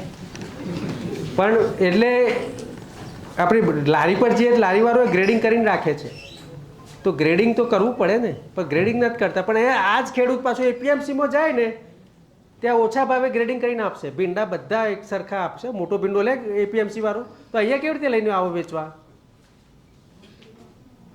એપીએમસીમાં જો એ ના લેતો હોય તો એ આપણા ગ્રાહકને એ ભીંડો મોટો એ મોટા કારેલા બીવાળા કેમ ના અપાય? પાકા કારેલા હવે પેલા આવશે વરસાદ પહેલાં કંકોડા આખા પાકા થયો તો અંદર છાબડીમાં પડ્યા હોય, પેલાને વીણવા પડે રીસર. એટલે શું કામ ભાઈ? ગ્રાહકને શું કામ વીણવું પડે? એ એટલે આપણે વીણેલા જ હોય, ગ્રાહક સીધું બાસ્કુભાઈને અંદર નાખવું જોઈએ કે ચલો આટલા આપી દો ને, પણ એને વીણવા પડે છે. શું કામ?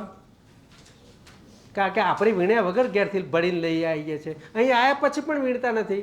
ધારો કે રસ્તામાં આવતા થોડું પાકી જાય, આપણે સમજીએ વાતને, પણ અહીંયા આવ્યા પછી જ્યારે ખબર પડે કે ભાઈ આ 4-5 કંકોડા અંદર પાકી ગયા છે, પીચકાઈ ગયા છે, ચીકુ પીચકાઈ ગયા છે, તો આપણે બાજુ પર ના મૂકી દેવાય? નથી મૂકતા આપણે. અને જેટલા હાથ અડે એટલું ખરાબ કરે પછી આજુબાજુ. પણ ગ્રેડિંગ તો ધ્યાન આપવાની જરૂર છે આપણે બધાએ. ડુંગળીમાં પણ એવું થાય છે, 1-2 ડુંગળી અંદર પીચકાઈ ગયું હોય તો એમને એમ છેલ્લે સુધી જાય હો, પણ એમાંથી વીણી ના લે કે 4 ડુંગળી ખરાબ થશે, ચલો બહાર મૂકી દઉં. નથી કરતા આપણે લોકો. કે એમની આરસ છે મને ખબર નથી પડતી. શેની આરસ છે આટલી બધી? એવું. અને બીજું શું છે ખબર, કે કોઈ તમને પ્રશ્ન પૂછે ને એટલે આપણો એક મસ્ત જવાબ આવી ગયો છે, દેશીમાં તો આવું જ હોય. બરાબર, આ એક પકડી પાડ્યું છે આપણે, દેશી વેરાયટી છે ને એટલે આવું હોય. ભીંડો ગેડો તો કે આ તો દેશી છે એટલે દેશીઓ ગેડો થઈ જાય. એટલે આપણે ખરું ને અમુક પ્રશ્નથી બચીએ છીએ, એ ના હોવું જોઈએ. અને ખોટા વાદા, જે શું કહેવાય, તર્ક વગરની વાતો બી આપણે ઘણા બધા લોકો કરતા હોઈએ છીએ. બરાબર, એ ટાળવી બીજી જે અમને એ કરી છે. બરાબર. એક છે ને જે સૌથી અગત્યનું જે મને હંમેશા લાગે છે, અમુક વખતે ગ્રાહકને તમે લોકો એવું કહો છો કે આ તો સંસ્થાએ બોધેલો ભાવ છે એટલે આનાથી ઓછું તો ભાવ હું આપું નહીં. બરાબર, સંસ્થાએ ભાવ નક્કી કરે છે તો તમને પૂછતી નથી? કેટલા લોકો એવું કહે છે કે સંસ્થા પૂછ્યા વગર ભાવ નક્કી કરે છે? જરા હાથ ઊંચો કરો છો. સારું, કેટલા લોકો એવું કહે છે કે સંસ્થા પૂછીને ભાવ નક્કી કરે છે? તો ત્યાં આગળ તમારી ટીમ ગ્રાહકને કેવી રીતે કહે છે કે સંસ્થાએ ભાવ બોધેલો છે, આનાથી ઓછા ભાવ ના આપું? આ મેં મારી જાતે સાંભળેલું છે. એટલે ગ્રાહક આગળ સંસ્થાને નબળી પાડવાની કે આનાથી ઓછું ભાવ હું આપું નહીં, અને ભાવ મારો પ્રીમિયમ ભાવ તમારે લેવાનો. હા, એ ચાલશે લાંબુ? એટલે આપણે હવે આજે એવું નક્કી કરીએ છીએ કે દરેક હાટના ભાવ અલગ અલગ હશે. હિંમતનગર, મોડાસાના ભાવ, કારણ કે એમને ટ્રાન્સપોર્ટેશન કોસ્ટ ઓછું લાગવાની છે ત્યાં નજીકમાં. વલ્લભ વિદ્યાનગરના ખેડૂતોને ટ્રાન્સપોર્ટેશન કોસ્ટ ઓછી લાગવાની, તો કે અમદાવાદના ભાવ એમને આપવાની જરૂર નથી. હા, વડોદરામાં અમે શરૂઆત કરી દીધી. વડોદરામાં છેલ્લે અમે જે ખેડૂતોને મળ્યા ત્યારે ત્યાં અમુક ભાવ અમે ઘટાડ્યા છે, અને હવે પછી દરેક હાટ વાઇઝ ભાવ નક્કી કરીશું. કારણ કે દરેક ખેડૂતની પડતર વિસ્તાર પ્રમાણે એમની પોતાની સૌથી મોટી કોસ્ટ તો ટ્રાન્સપોર્ટેશનની છે અને મેન પાવરની છે. રવિવાર સુધી હું ઘણી વખત ખેડૂતોને કહું છું કે તમે તમારા ખેતરથી હાટ સુધી આવો, એ જ મોટી વાત છે. આ બહુ મોટી વાત છે, હું એને બહુ રિસ્પેક્ટ સાથે જોઉં છું. પણ તમે જ્યારે ટાઈમ ઘટે છે ને તો એનો લાભ ગ્રાહકને મળવો જોઈએ. અને એ લાભ આપણે હવે અત્યાર સુધી એક સરખો હતું બધું ભાવ, પણ હવે ભાવ અલગ અલગ કરીશું. અમારી મહેનત થોડી ચોક્કસ વધવાની છે એમાં, પણ તેમ છતાં એ કરીશું. બરાબર. બીજો એક મુદ્દો છે કે જે ખેતરમાં આપણે ઉગાડતા નથી. બરાબર, જેમ કે કોઈ નિંદામણ છે, કોઈ આપણે કુલિયારીની ભાજી લાવ્યું, કોઈ આપણે શું કહેવાય તાળ ફળી લાવ્યું, પછી આપણે શું કહેવાય બોર, બરાબર, દાંતણ, આ બધી વસ્તુ એવી છે કે નેચરલ છે. હવે એના ભાવ અમારે કમ્પેરિઝન કરવા હોય ને તો એપીએમસી માં બધું વેચાતું નથી. હવે એના જે ભાવ છે ને અમુક વાર એટલા હાઈ હોય છે કે કોઈ અમને આમ શું કહેવાય લડી જાય, અમે શાંતિથી ઊભું રહેવું પડે. તો એની ઉપર આપણે બધાએ વિચારવાનું છે કે એના ભાવ આપણે શું રાખવા. તમે સમજો કે એનો કોઈ કોમ્પિટિટર ના આવે એટલે આપણે ગમે તે થોડી રખાય. એટલે ડોલરની કમ્પેર કરતા લાગે છે. હા, એવું. ફાલસા ફણસ, આ રાયણ ને બધું શેતુર. બરાબર નરેન્દ્રભાઈ, સાચી વાત કે ખોટી વાત? પણ નરેન્દ્રભાઈ પછી ઘેર જઈને પાછું કહેજો. હા, ત્યાંદુ પત્તાનું પેલું ફળ હોય એને શું કહેવાય? બીલા. હા, એ બધાને આપણે વિચારવા પડશે. કારણ કે ઘણીવાર લોકો, તમને બધાને એવું લાગે છે કે લોકો તો ખરીદીને જતા રહેશે, પણ અમને અહીં ફોન કરીને ધમકાવે રિસલી. બરાબર, એટલે આના પર પણ આપણે વિચારવાનું છે કે ભાઈ આ બધાના ભાવ આપણે શું રાખવા જોઈએ. એટલે જેની જોડે આવી પ્રોડક્ટ છે એ પણ વિચારો, થોડું મંથન કરો કે ભાઈ રાઈન હોય ને તો આટલાથી મોંઘા ના હોય. બરાબર, ઘણીવાર આપણી ભાજીઓ હારી દ્રાક્ષ કરતો મોટી હોય, બોલો કે દ્રાક્ષ કહું ભાજી કહું. એટલે આ બધું વિચારવાનું છે આપણે બધા. જતીન વાળું લઈ લે. ડિજિટલ જતીન કઈ કહ્યું? જતીન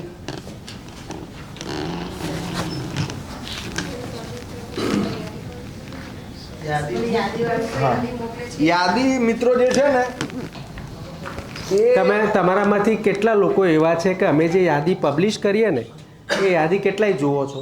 આખી રીડ મોડ કરીને કેટલા વોચે તે એમાં તમે જે મોકલો અને અમે જે મોકલીએ એમાં શું ફરક હોય છે? કોઈ ફેર લાગે તમને એવું? શું ફરક હોય છે નરેન્દ્રભાઈ? શું ફરક હોય છે? કોઈ જો બને તે ઊંધી તો લાગતું નહીં હોય નંબર ખબર હોય. અહીંયા ખોલી શકશો યાદી? ખોલી શકીએ. યાદીમાં નંબર WhatsApp નંબર ઉપર લખેલું છે. શું ફરક હોય છે એમાં? એક વાર તમે જે અમનું મોકલો અને અમે જે પબ્લિશ કરીએ એમાં શું ફરક હોય છે? જોડણીમાં ભૂલ હોય, પછી બીજું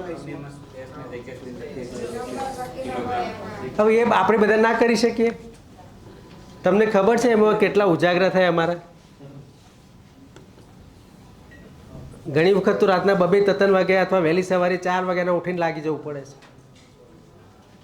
તો આપણે ના કરી શકીએ. ચોરીની ચોરી જ લખીએ મારા બેટા, અને મને ખબર જ હોય કોનામાં હું ભૂલ હે. એટલે જ જવાનું. હા?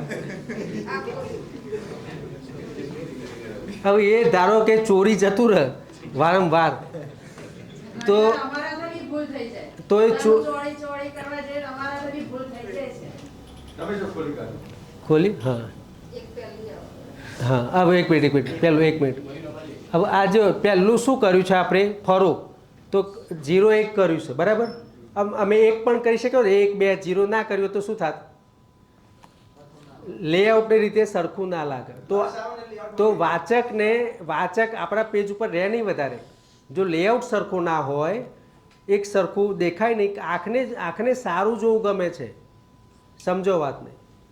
એટલે 0-1 કર્યું છે, પછી એક સ્પેસ છોડી છે, પછી પાકા કેરા લખ્યું, પછી 2 કોલમ કર્યું, 2 ટપકા છે, પછી સ્પેસ છોડી, પછી કિંમત લખી, પછી સ્લેશ કરીને કેજી લખ્યું. હવે આ એક સરખું ના હોય ને કોઈક સિમ્બોલ મૂકી દે, કોઈ રૂપિયા લખી દે, કોઈ ગુજરાતીમાં કિલો લખી દે, શું થાય?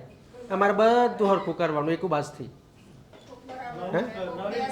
હવે આનો રસ્તો શું છે? રસ્તો એ છે કે અમે જે યાદી પબ્લિશ કરીએ એમાંથી તમે કોપી કરીને ના કરી શકો. છેલ્લે જે યાદી અમે પબ્લિશ કરી હોય એમાંથી કોપી કરીને તમે બીજી ફરક તમને ના આવડતું હોય, ઘરમાં દીકરીઓને આવડતું જ હોય. કોઈના ઘરમાં એવું ના હોય કે આટલું સુધારતા ના આવડતું હોય, આવડતું જ હોય, પણ આપણે નથી કરતા. ઘણા તો શું કર્યું કે આમ ચોપડામાં લખી ફોટો પાડીને મોકલી દી. હવે ફોટો અમારો મોટું કરીને જોવું પડે કે શું લખ્યું છે. એટલે આખું ફરીથી અમારે ટાઈપ કરવું પડે પાછું. અને એટલો ટાઈમ જાય છે અમારી ટીમનો કે એના લીધે અમારી ટીમ બીજા ક્રિએટિવ કામો નથી કરી શકતી. કારણ કે અમારો ટાઈમ એમાં બચે તો અમે કંઈક નવું કરીએ તો કંઈક વધારે સારું કરી શકીએ ને અમે. એટલે અમારો ટાઈમ બચાવવો તમારા હાથમાં છે. કા યાદી અને કેટલી યાદી બનાવવી પડે? દર રવિવારે 11 યાદીઓ પબ્લિશ કરવી પડે. કેટલી? 11 યાદી. જેટલા હાટ એટલી યાદી.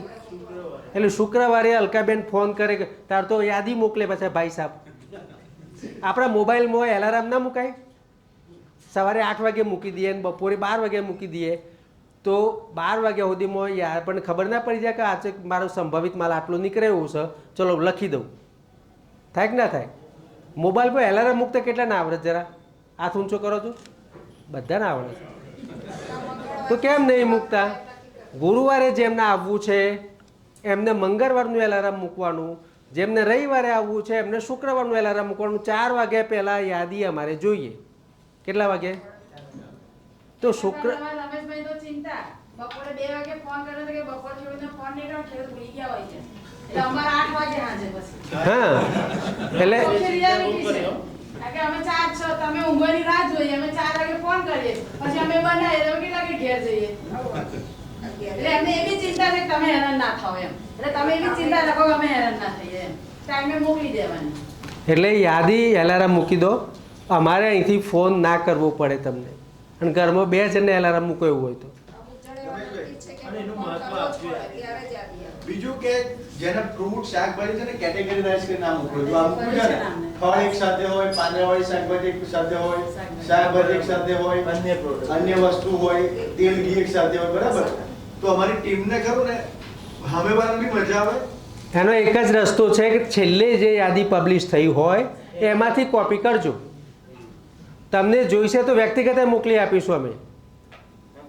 બરાબર, પણ એમાંથી કોપી કરશો તો આ ભૂલ નહીં થાય. અને યાદીમાં તમે જે લખો એ જ તમારા ટેબલ ઉપર હોય, કારણ કે આ મહેનત અમે કરીએ છીએ અને તમે આ યાદીમાં 5 વસ્તુ લખી ત્યાં મૂકી ટેબલ ઉપર 10